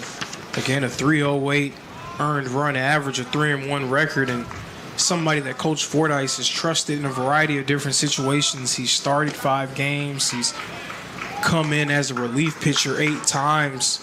Some games he's had to go 5 to 6 innings out of the pen. Some games he leaves him in as a starter and allows him to start the first few innings. Right there, Hutchinson securing the grounder, makes the throw to Woods at first in time, retiring the side. Malloy going 1-2-3 through the top of the inning. Kaiser remains ahead 8-4. The Southeast Sports Network, your free ticket to front row sports action. From heart-pounding football showdowns to thrilling basketball games, experience every moment live, all from the comfort of your home. Your favorite athletes, broadcast in real time and on demand.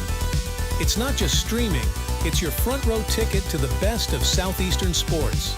And the best part? It's absolutely free. Don't miss a moment of your favorite teams. Join us now at the Southeast Sports Network. The Southeast Sports Network, your front row ticket to live sports.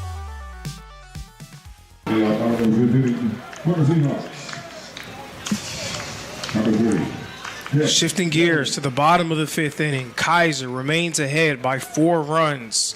Cam Verrier, the second baseman, at the plate for the Seahawks. He's 0 for 2 today. He was able to reach by way of an error from the pitcher in his last at-bat. That's called for strike 1.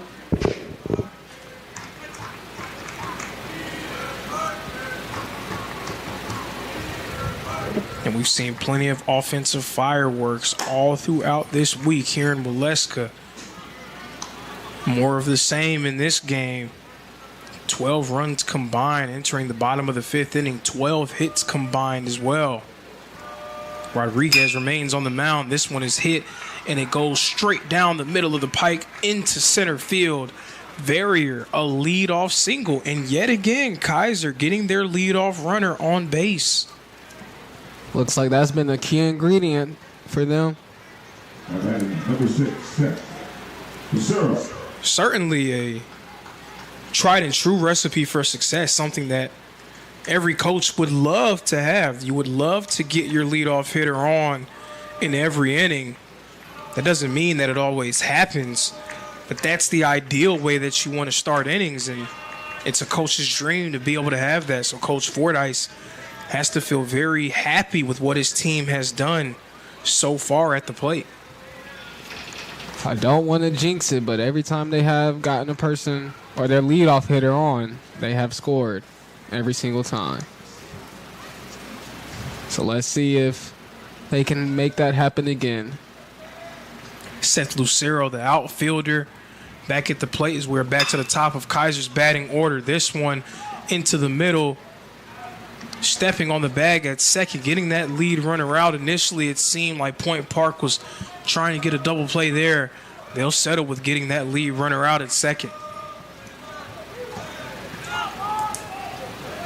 He almost made it in there safely as the shortstop bobbled the ball, but secured it at the last minute. So Murillo, the second baseman, kind of bobbled it a little bit in his glove, so he wasn't able to make a very clean toss. That may have contributed to them not being able to get the double play. But they made sure they got the lead run out, which was most important. You'll take that. You'll definitely take that. So Lucero reaches on the fielder's choice. Ruiz is back at the plate. He swings and misses for strike number 2. And Ruiz popped up and walked at his previous ABs.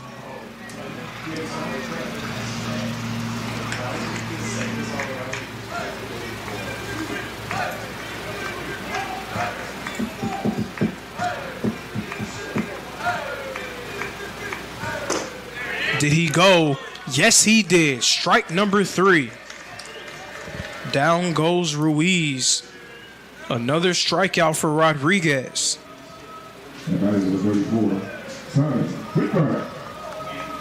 And it seems like both relief pitchers that came in early in this matchup, they kind of struggled once they came in, and now as the game progresses, they are both starting to dial in.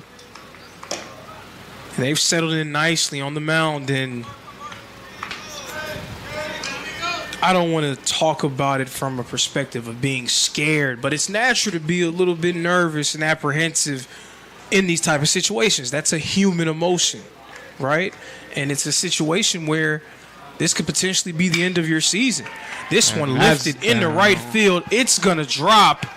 This may score 1 right here. He's going to keep going. He's making his way home, and he will score. Brito off of home plate. All the way from first base. Showing that speed, folks. Verrier scoring the run. Kaiser tacking another one onto their total. It's now 9-4.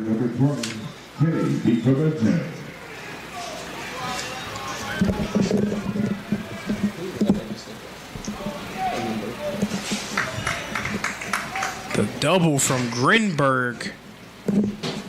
The RBI double, allowing Kaiser to score another run. They've scored in every inning so far except for the 4th.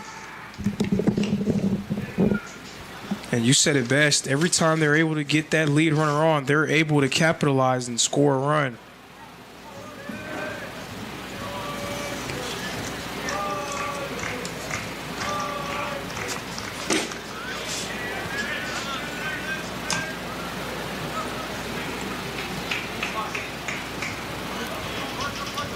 D. Clemente has been very quiet in this matchup so far. Let's see if he's able to tack on another run right here. Swings and misses there for strike number 2.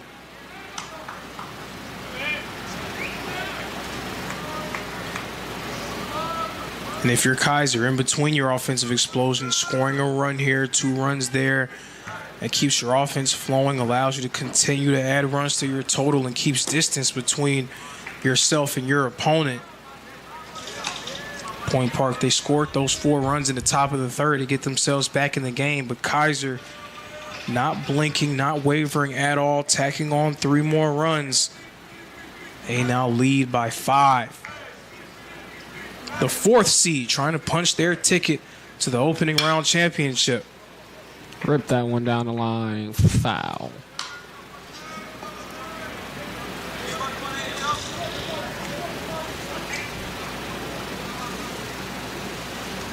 One of these 2 teams will face off against Reinhardt. Game scheduled tentatively for 6 o'clock. If they are able to win that game, then there will be another game tomorrow to determine who will go to the NAIA World Series. This is lifted deep out to right field. It's going back, going back, going back. It is gone. A home run for Kenny DiClemente. Kaiser tacking on 2 more runs to their total. It is now 11-4 Seahawks. And just as I said, Clemente has been quiet today, folks. Right on cue, he knocks in a home run.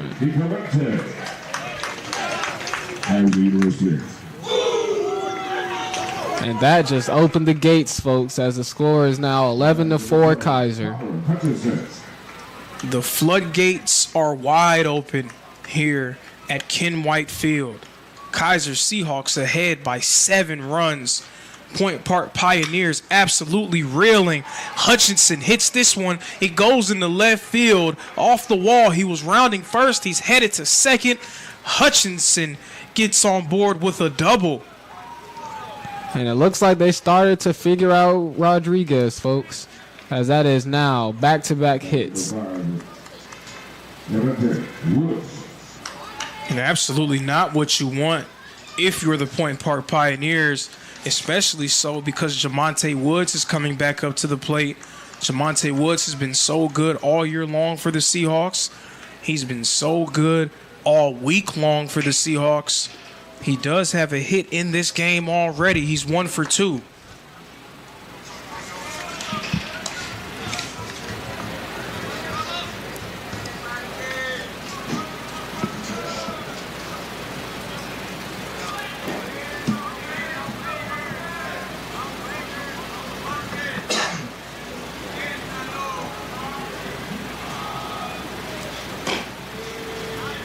That pitch is a strike. See Rodriguez having some words with his catcher, Brito. Very passionate words with each other. As Rodriguez is facing a dangerous hitter right now. Jamonte Woods lifts this one deep out to left field. Over the wall. It is gone. Another home run for Jamonte Woods and the Kaiser Seahawks. Second home run of the inning for Kaiser. Woods now 4 home runs here in the NAIA opening round. And right on cue again, folks. As I say, a dangerous hitter. He hits that one almost to the streets, folks. And as soon as he hit it, I don't know if y'all saw it, he did a little pimp walk. So he knew that one was gone. He knew it as soon as it left his bat, and you could tell from the reaction of the Point Park players, they knew it was gone as well. An absolute no-doubter. 13-4. It is all Seahawks here in the 5th.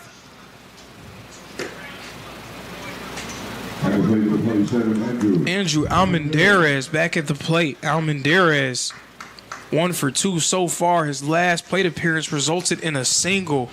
Rodriguez reeling on the mound for the Pioneers. And for Point Park, they're not out of it yet. It's still a long game of baseball, but you definitely can feel the slippage starting to get away and all the momentum shifted towards Kaiser. Momentum has definitely shifted towards Kaiser. The last thing that you can do as a team is start to have fractures in your team. You cannot allow yourself to believe that the game is over. When you lose that belief, you're not going to play like you believe you're going to win if you don't believe it yourself. You need to be able to stay together. So I'm sure that's something that Coach Torres is going to talk to his group about. This a grounder. It makes its way in the left field. Almendarez gets on base with a single. The 12th hit of the game for the Kaiser Seahawks. And this is absolutely getting out of hand. After Rodriguez went up and gave up no runs last inning, comes out, gives up 5 runs this inning. I guess, folks, the Kaiser Seahawks have figured him out. And the bullpen is now warming up for the Pioneers. And all Rodriguez can do at this point is just try to get that last out. That's all you can do. You can just try to get that last out. Coach is really trying to hold off without putting another pitcher in this inning, so he's really trusting that Rodriguez can get out this inning.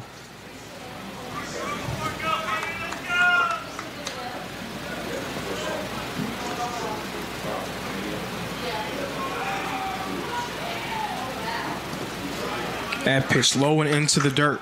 Ball number 3.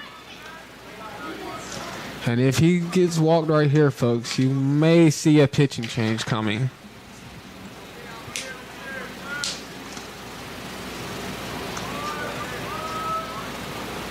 The pitch low and into the dirt for ball number 4. Simons is going to get a free pass to first. Almendarez makes his way to second. And in the scoring position, 2 men on for the Kaiser Seahawks. Pinch runner coming in.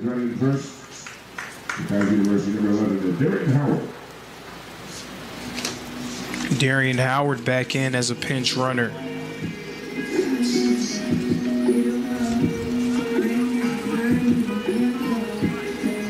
Things have gotten out of hand here in Waleska, Georgia. The Seahawks are flying high, looking to punch their ticket into the NAIA opening round championship.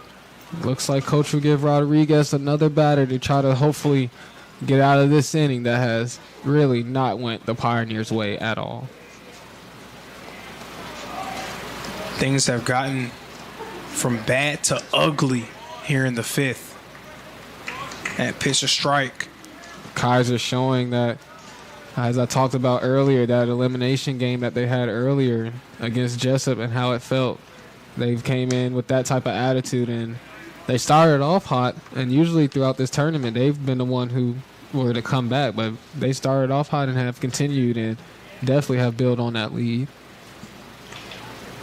And they've been that team the entire week where starting slow but able to get things figured out at the plate as the game goes on. So when they were able to start hot, it just felt like, man, an offensive explosion was just in the cards for them, because you know that they're a group that gets better as the game goes on. And that's exactly what has happened here today against Point Park. Swing and miss for strike 3. Oh, it seems like he's going to say he clipped that off the tip of his bat. Another life right here. Rodriguez definitely did not agree with that. I'm sure he's just waiting on this inning to be over. He wants to get out of it by any means necessary. And now the coach has a question about it. And he's not very happy about that call, and he's going to have a conversation with the umpire about it. Even if he felt like the call was correct, you still want to be able to have that conversation, just because it gives your team a chance to collect themselves a little bit. I mean, things are getting out of hand, and it just seems like an avalanche just coming towards you, just continuous bad plays happening one after another, giving your team a chance to breathe a little bit. Looks like they're going to stick with the call. Foul ball. Just one strike away from getting out of the inning. They really need to get that one. But if you're Kaiser, you want to continue to pour it on and put as much pressure on the Pioneers as you can.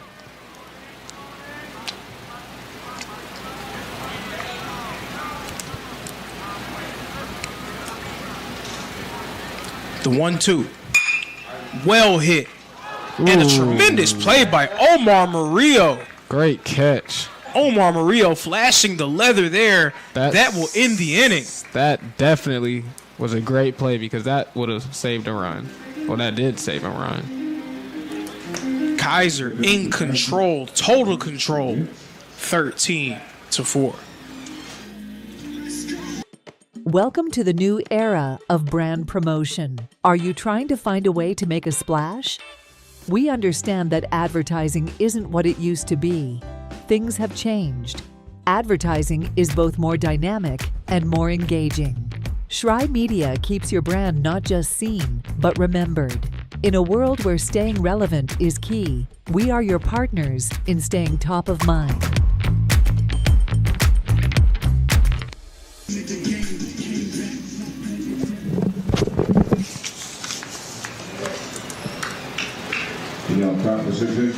Welcome back to Ken White Field here in Waleska, Georgia. NAIA opening round action.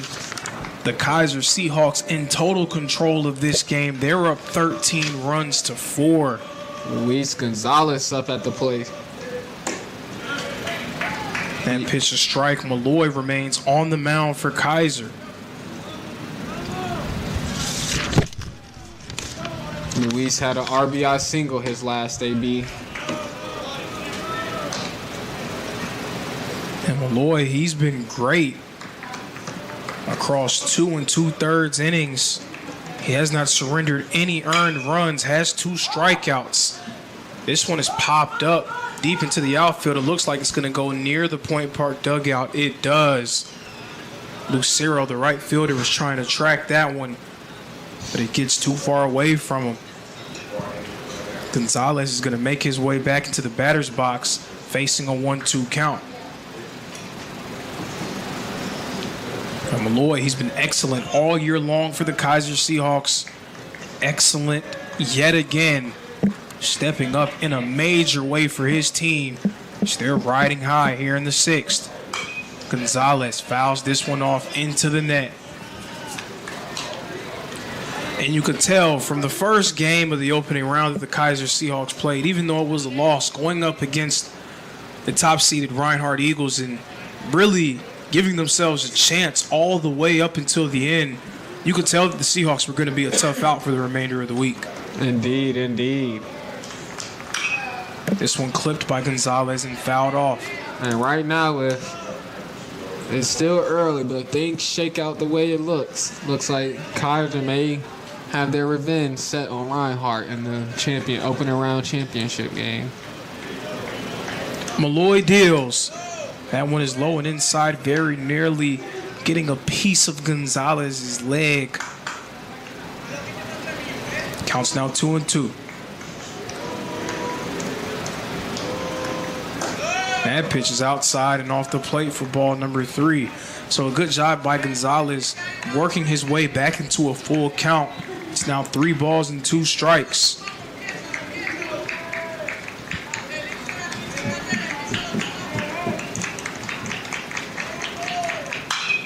A grounder. Hutchinson drops it, secures it, throws it to Woods. What a play! What a stretch by the first baseman as well. Hutchinson was almost totally spread out to make that play. Gonzalez was hustling down the line, and that was a great play by the third baseman. He bobbled it at first, but picked it up and threw it in time.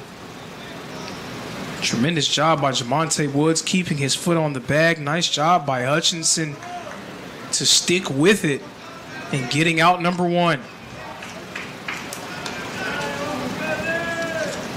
It's now Martinez, the shortstop, at the plate for Point Park. He walked his last AB. Martinez hits this one foul.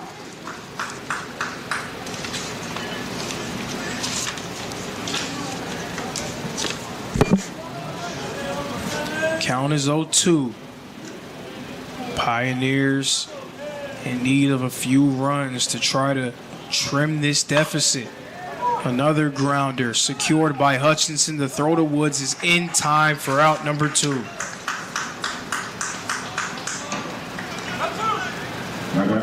And for Kaiser, that is what you want. 2 quick outs with no runners on base.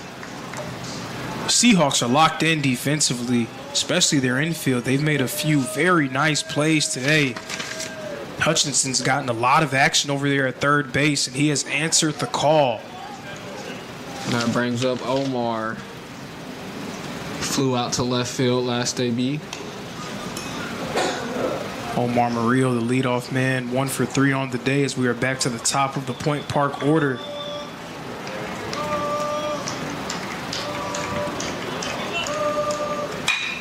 And this one is well hit, but it will go foul.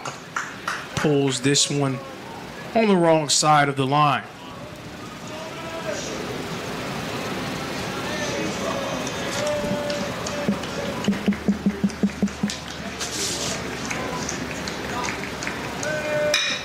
A grounder.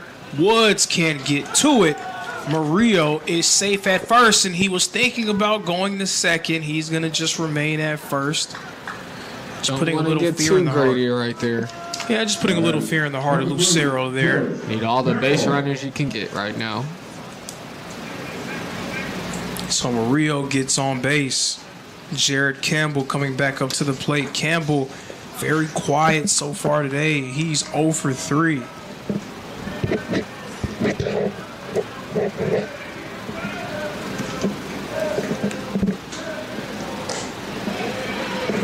A strike there.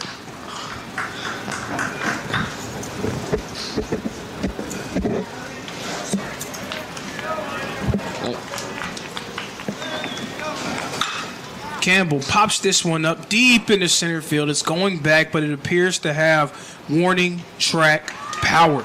It's caught by Ruiz. That retires the side. So we get set to shift gears. Kaiser remains ahead, 13-4. Join SESN for an unmatched sports experience. Dive into the world of game highlights, real-time updates, and electrifying coverage. With SESN, you're not just watching sports, you're living them. Be the first to know, the first to see, and the first to share every big moment. The Southeast Sports Network, where sports come to life.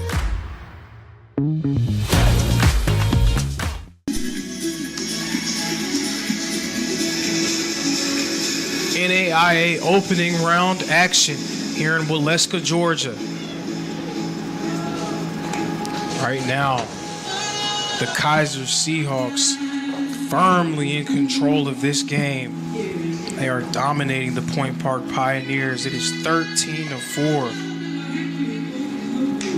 And it appears that we will have a pitching change for the Point Park Pioneers. Point Park going in a different direction, trying to see if they can slow down this offensive attack from the Kaiser Seahawks. Looks like Rivera's on the mound for the Pioneers.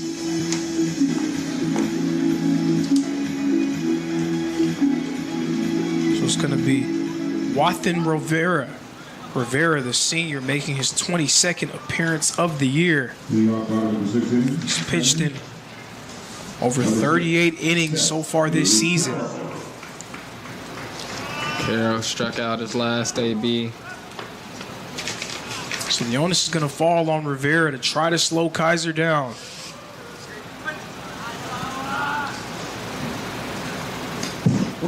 And that one escaping.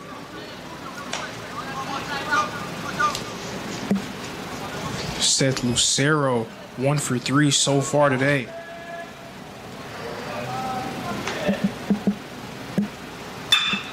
And he hits this one, and it will... Did it dribble out in right field? No, it didn't. It seems like it was grabbed. That's going to be a nice play over there. Gonzalez securing it. Some of the Kaiser players were asking for the call to be made that it hit the ground first. Ultimately, the umpire siding with Point Park. That's out number 1. Pablo Ruiz, the center fielder, now at the plate. Ruiz still looking for his first hit of the game. He's 0 for 3.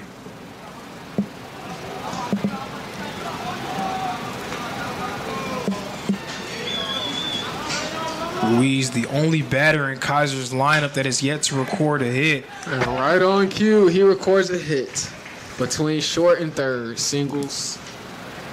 And that will give Kaiser their 13th hit of the ball game. And every time I'm able to do a broadcast, I try to tell myself that the announcer's jinx isn't real.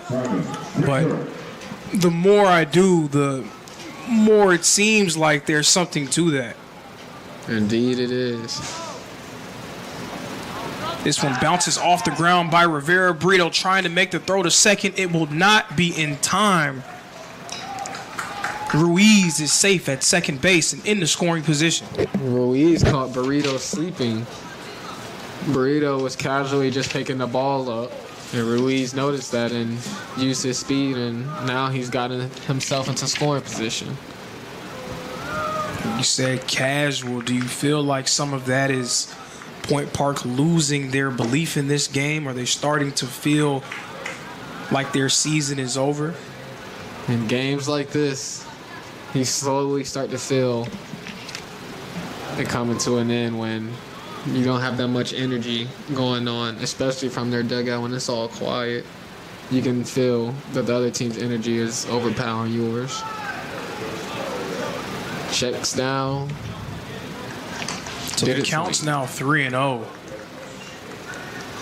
And you're correct. I mean, Point Park's dugout, they had so much energy throughout this week, but very quiet right now. And Kaiser really hasn't given them much reason to celebrate.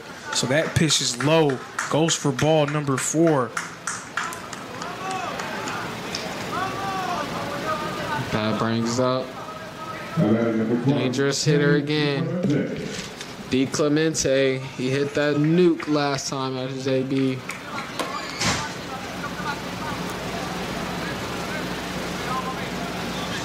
Kenny D. Clemente. 2 for 4 on the day.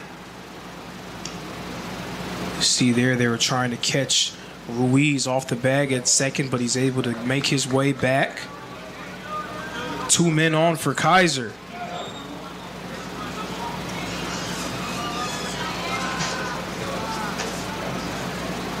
Coming into the game, I mentioned Kenny D. Clemente as the swing player.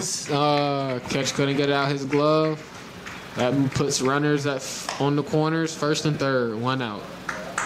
If you're D. Clemente, you're really hoping at minimum you can get a deep fly ball to get that runner in at third. But you're really hoping you're trying to avoid a double play hit right here. To that point, coming into the game, I mentioned him as a swing player, kind of a guy who's a barometer for the level of success that Kaiser's having offensively. A grounder, 3, 6. Tried to go back to 3, but it will be unsuccessful. So another run scores for the Seahawks. And that puts them up 10 as it scores 14-4. Great play by the first baseman, but D. Clemente's hustle got him there safely. So that brings up Hutchinson, and he doubled last time of his AB. Hutchinson has 2 doubles on the day. He's 2 for 4 overall. Swings and misses there for strike 1. It's been back and forth so far in this game for Hutchinson. A ground out and then a double, and then a ground out and then another double.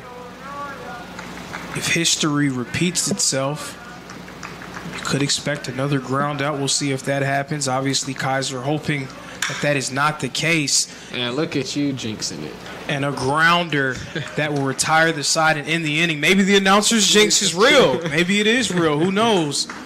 But that ends the inning. Kaiser in control, 14-4.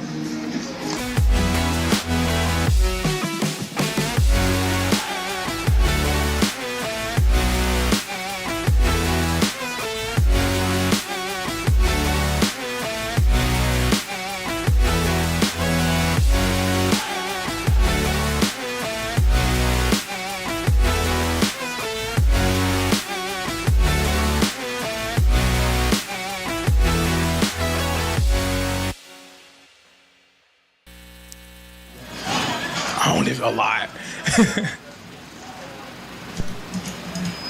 Resuming play here in the 7th inning, the Kaiser Seahawks in total command of this game. It's 14-4. Kaiser with 13 hits to just 7 for the Pioneers. Right now, Point Park, they are running out of time.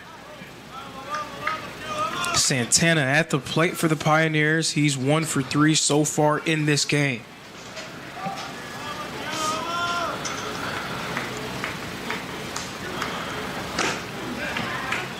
Malloy remains on the mound for Kaiser. He has yet to surrender an earned run. He has been excellent for the Seahawks today. A grounder. It's collected. The throw is made to first for out number 1 here in the 7th inning. Now batting number 27, Brito. So down goes Santana, and now coming up to the plate, the backstop, Macaulay Brito. Brito 0 for 2 so far today. That pitch is low for ball number 1.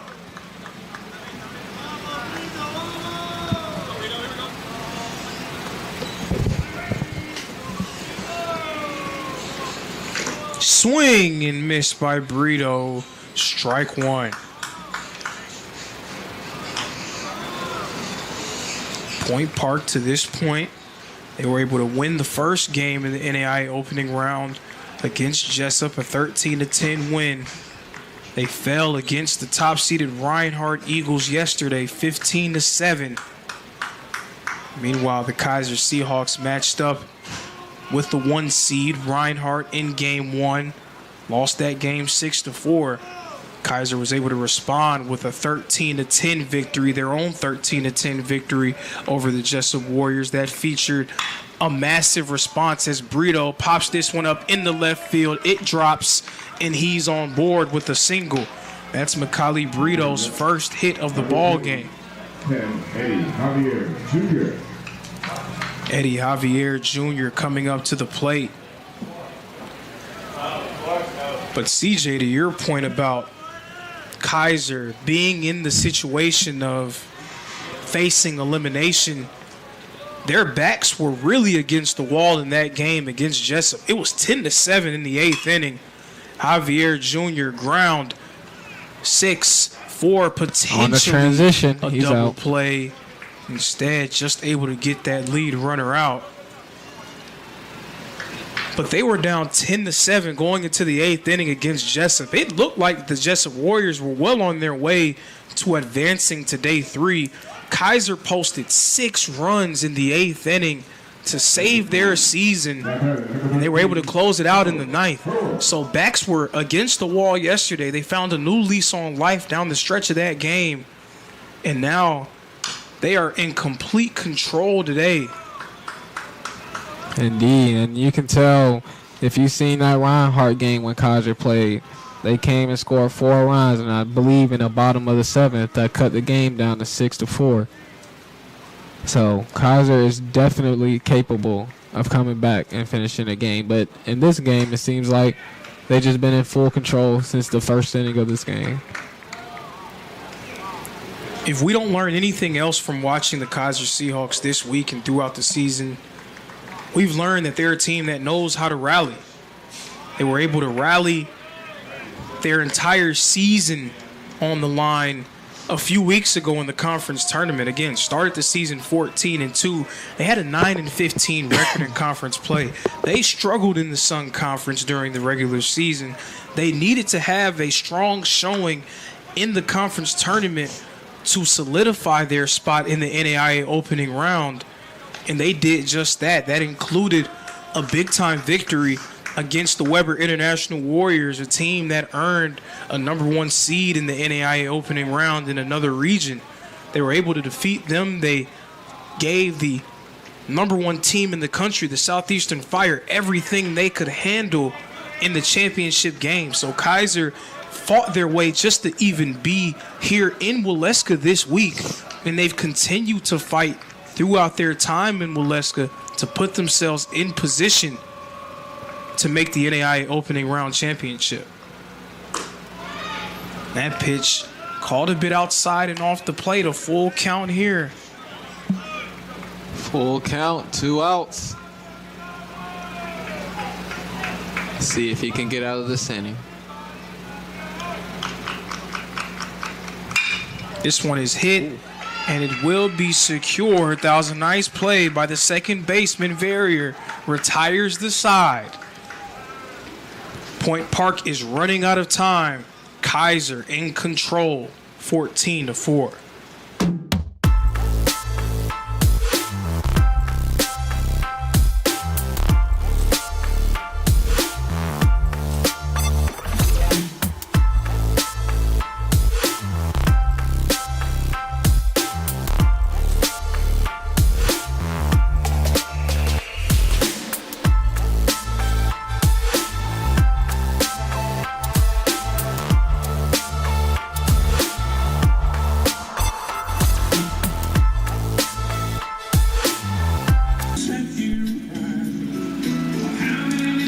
Pitching change has been made for the Point Park Pioneers. Rivera's day is done. And now on the mound for Point Park, number 5, Logan Creamer, a freshman, making his 15th appearance of the season, his 13th in relief. So Creamer is going to be tasked with keeping this extremely hot Kaiser lineup at bay. And speaking about bats that are hot, there may not be a bat hotter in the country at this very moment than Jamonte Woods. Jamonte Woods hits this one, a grounder. Murillo tried to control it. He does so and makes the throw at first for out number 1.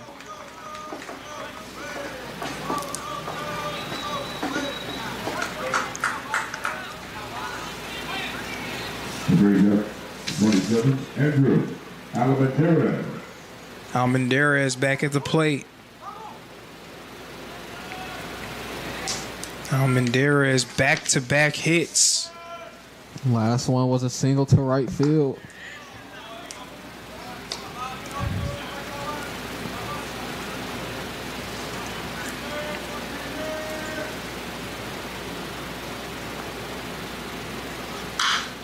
And this one is popped straight up in the air. And it seems like it's going to be caught. It will be caught by the shortstop Martinez. Nice job of him for tracking that one for out number 2.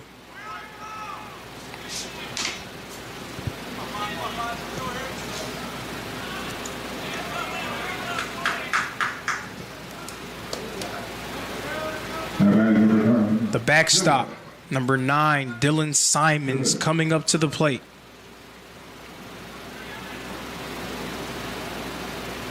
Simons 1 for 2 so far. He's been walked twice.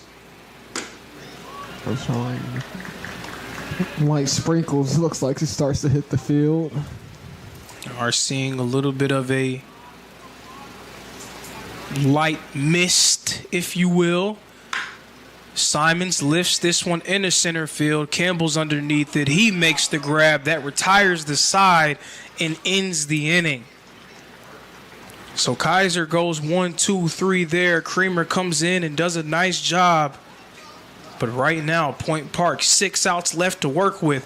Kaiser in complete control, 14-4.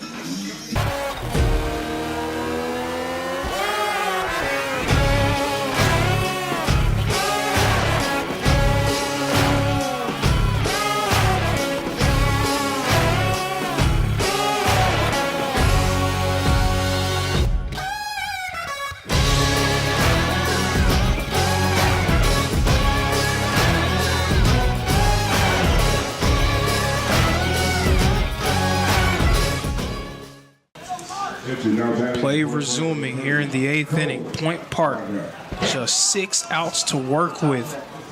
Time is running out for them.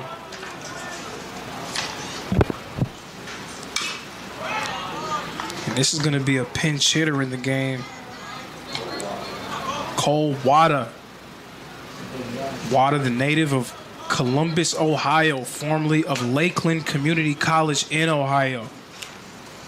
This will be his first plate appearance in the NAIA opening round.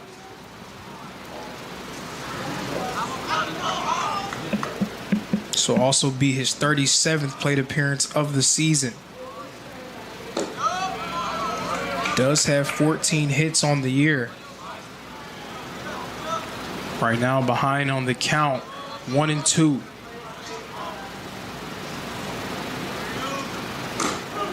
Strike three. Called on the outside corner. Great spot. Boy rings up another strikeout. Luis Gonzalez coming up to the plate.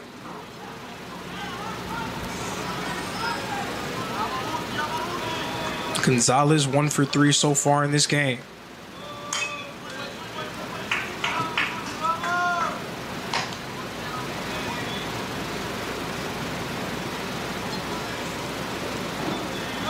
So now time is running out. Point Park only has 5 outs to work with. You can't expect to get yourself 10 runs in 1 inning. That's unrealistic for your team. But the best thing that you can do at this point is to try to get something on the board. Give yourself a more manageable situation going into the 9th.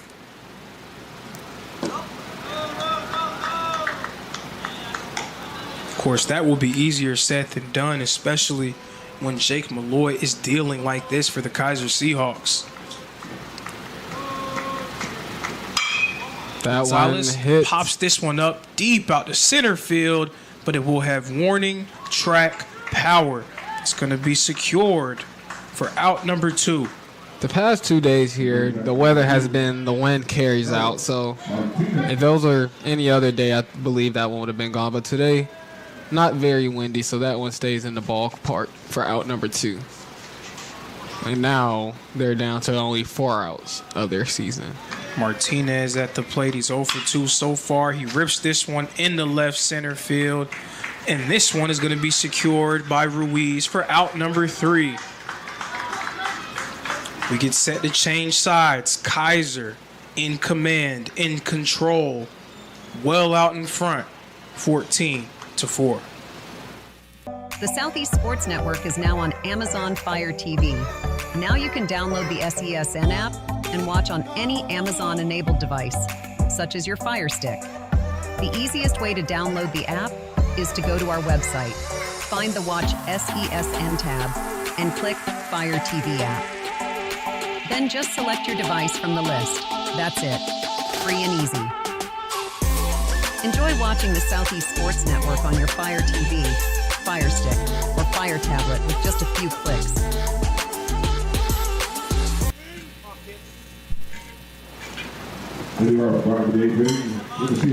Creamer.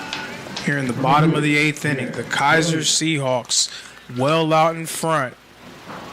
14-4. They have a chance to add a few more runs to their total before Point Park will be forced to make one last-ditch effort to get themselves back into the ball game.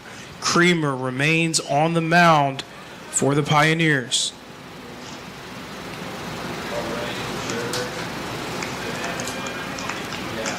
Verrier, the second baseman, at the plate. Pops this one up deep out to left center field, and Campbell corrals it for out number 1.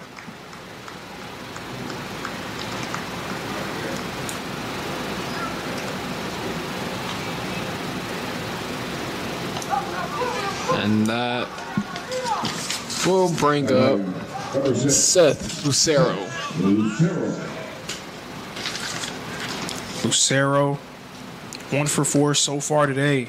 Popped up to left his last at bat. Ground ball, second base. Easy play for the second baseman. Throw is going to be made in time. That's out number 2. Bringing up Pablo Ruiz.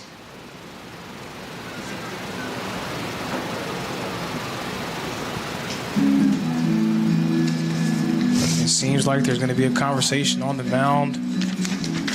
Is there going to be a change made? It seems like there is going to be a change made, and curious about that decision. Creamer, he's a young guy. He's a hometown kid from Pittsburgh, Pennsylvania, a freshman. Coach Torres probably not trying to strain his young pitcher in this situation. It seemed like he may have deserved to get that last out. He's come in and he's performed really well for Point Park in his few innings of work. He definitely has a bright future ahead of him. Now it seems like they're going to go in a different direction. It's going to be Jose Moreno. Moreno, the native of Caracas, Venezuela, and Moreno in what may be the final inning that he will get a chance to pitch on this field, the field that started it all for him in college baseball. He is a former member of the Reinhardt University Eagles baseball team. So Moreno coming full circle as a member of the Point Park Pioneers, trying to get one more out and giving his team one more chance.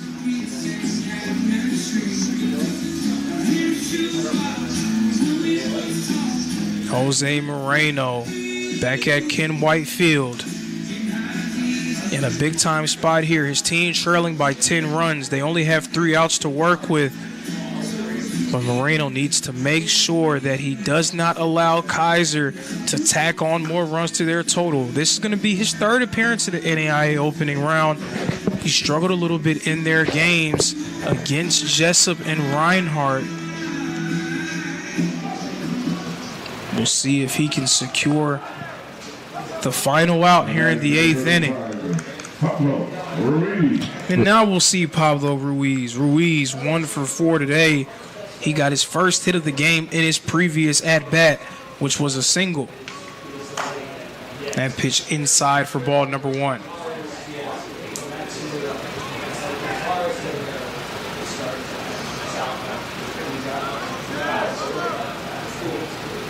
Swing and miss by Ruiz and strike 1.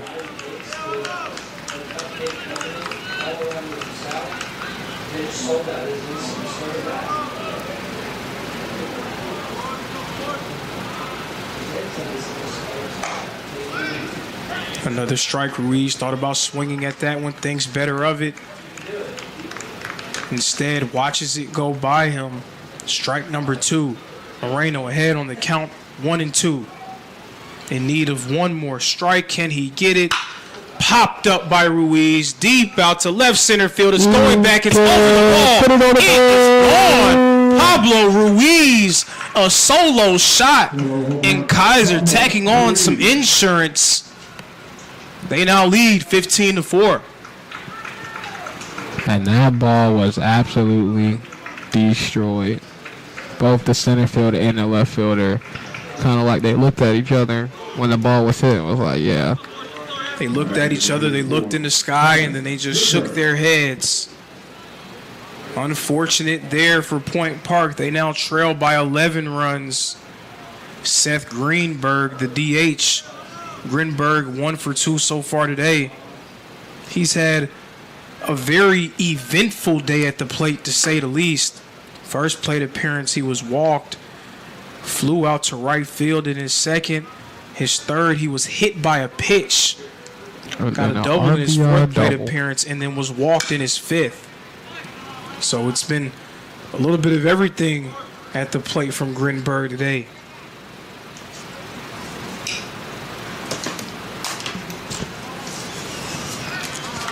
A 1-2 count.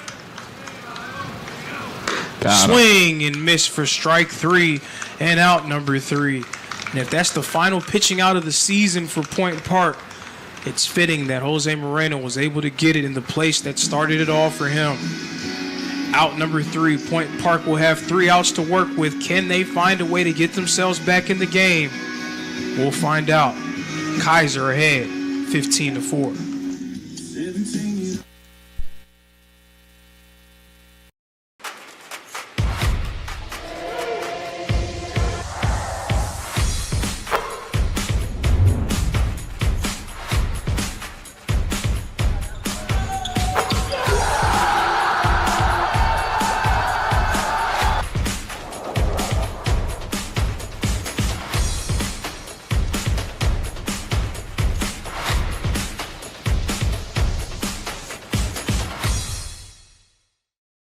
Point Park, they only have 3 outs left to work with.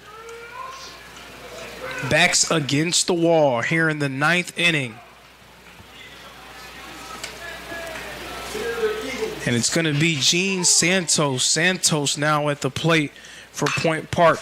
And he hits this one. It drops in the left field. Gene Santos making his presence felt at the plate early on. And then is able to get himself in the scoring position. So Gene Santos already with a hit in this game. Already with a run in this game as a pinch runner. Comes right in and is able to make his presence felt at the plate with his first hit of the game. They might have had the out at second base, but the left fielder was rushing to throw the ball in that he bobbled it and had to run an extra feet or two to go get it. So now we're going to see another pinch hitter in the game for Point Park. Number 17, Christian Tavares. Christian Tavares, the native of Long Beach, California, 6'1" freshman, and formerly of Compton College.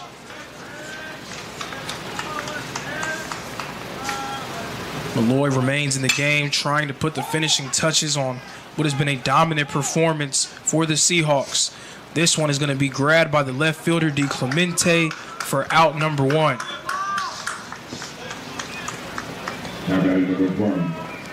Now the Kaiser Seahawks are 2 outs away from making it to the opening round championship.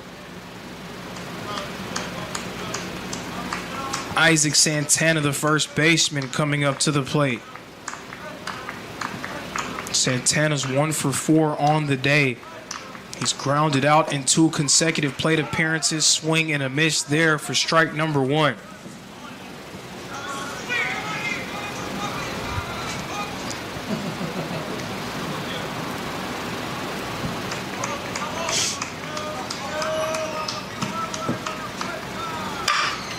And a grounder by Santana. Woods makes the play and steps on the bag at first.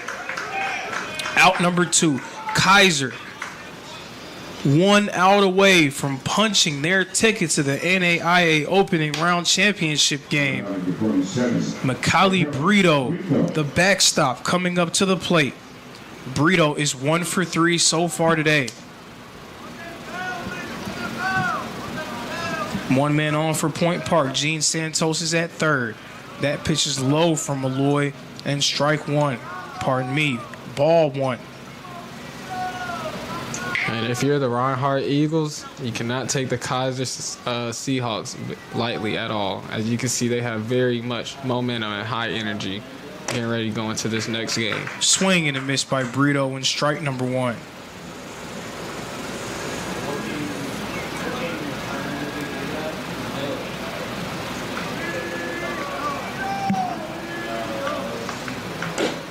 That pitch outside off the plate for ball 2.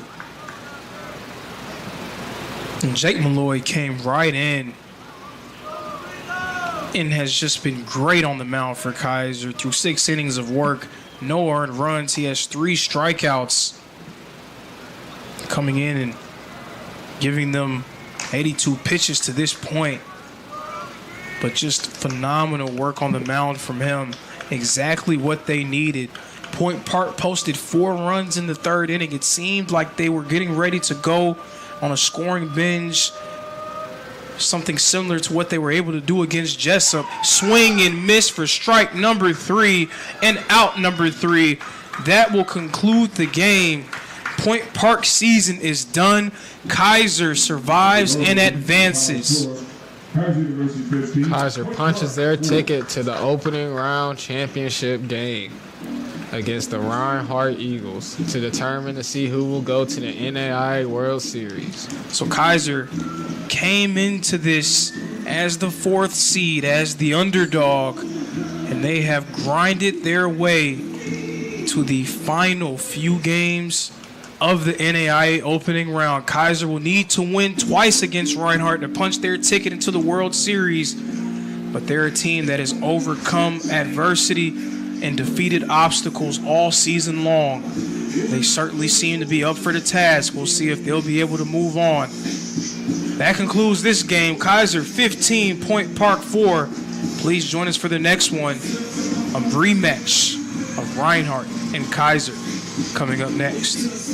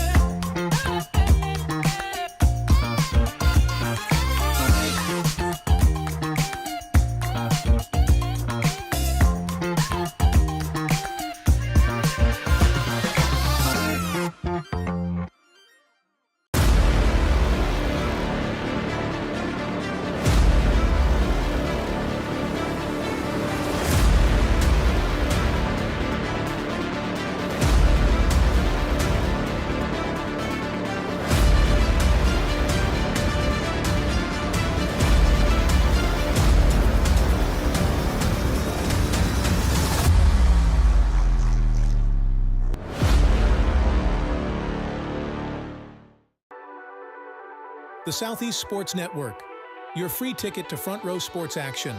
From heart-pounding football showdowns to thrilling basketball games, experience every moment live, all from the comfort of your home. Your favorite athletes, broadcast in real time and on demand. It's not just streaming, it's your front row ticket to the best of Southeastern sports. And the best part? It's absolutely free. Don't miss a moment of your favorite teams. Join us now at the Southeast Sports Network. The Southeast Sports Network, your front row ticket to live sports.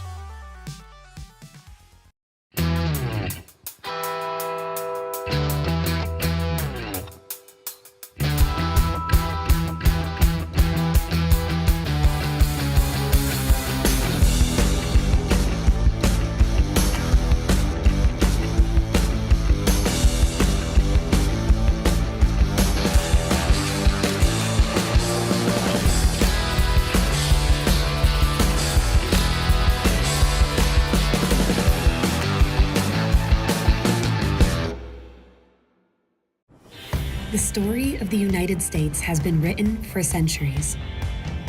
Penned by millions of authors, written in every language, from every perspective. With every chapter as unique as our people and our land. Our story is one made up of many. Find yours in the USA.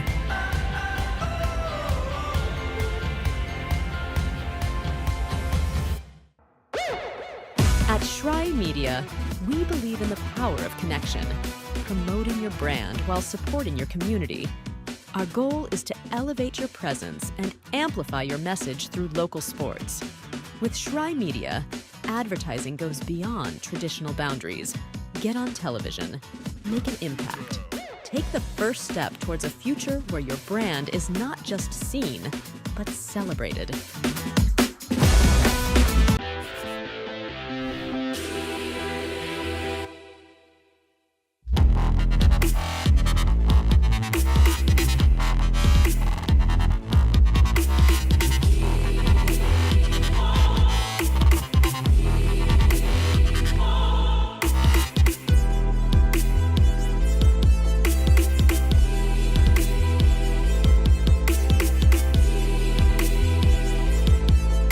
In life, things aren't scripted.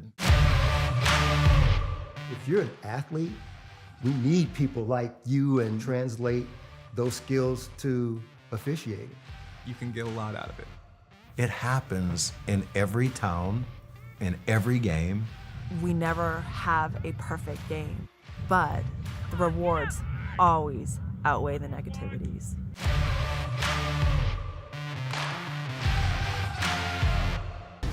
At the U.S. Center for Safe Sport, we see champions everywhere we look. In every sport, on every court, we're building a foundation to ensure all athletes are safe, supported, and strengthened. At the U.S. Center for Safe Sport, ending abuse is not just our job. It's our promise.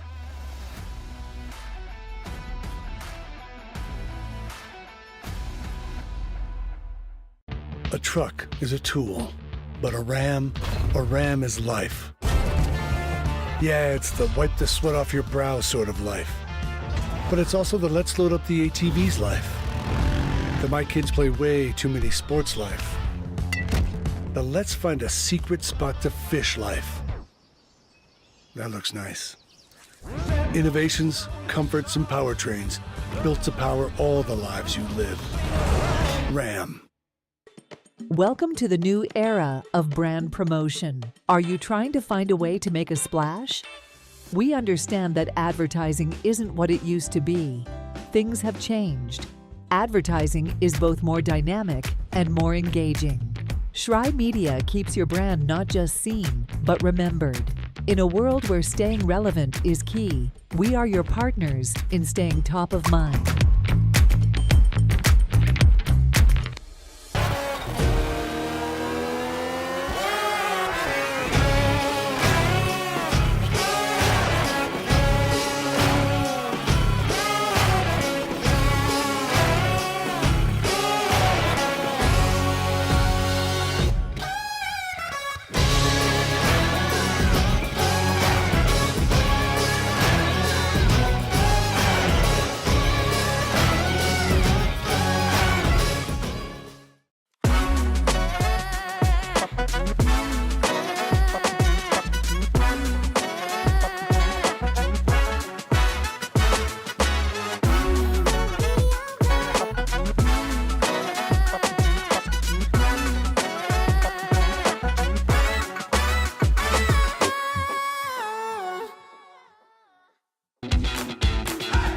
Welcome to SESN, your ticket to the front row of the sports world, covering local, regional, and national events.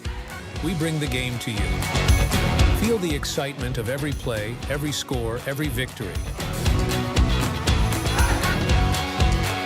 Get your seat, get on air, and immerse yourself in the heart-pounding action. The Southeast Sports Network, where sports come to life.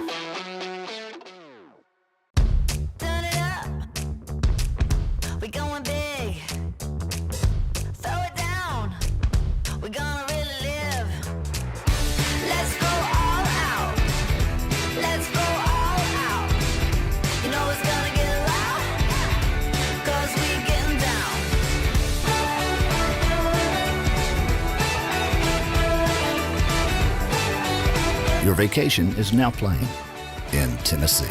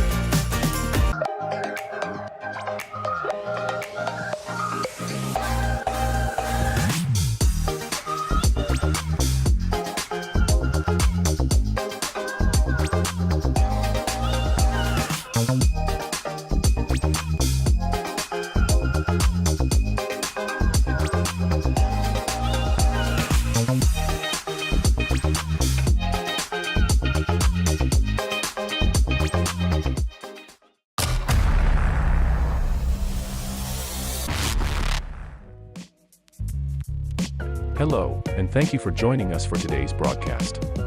This broadcast is a product of Schrei Media, LLC. Unauthorized use, sale, or redistribution of this media in any form is strictly prohibited without the express written consent of Schrei Media. Radio and television mediums are encouraged to reach out. Thank you for tuning in. Enjoy the game.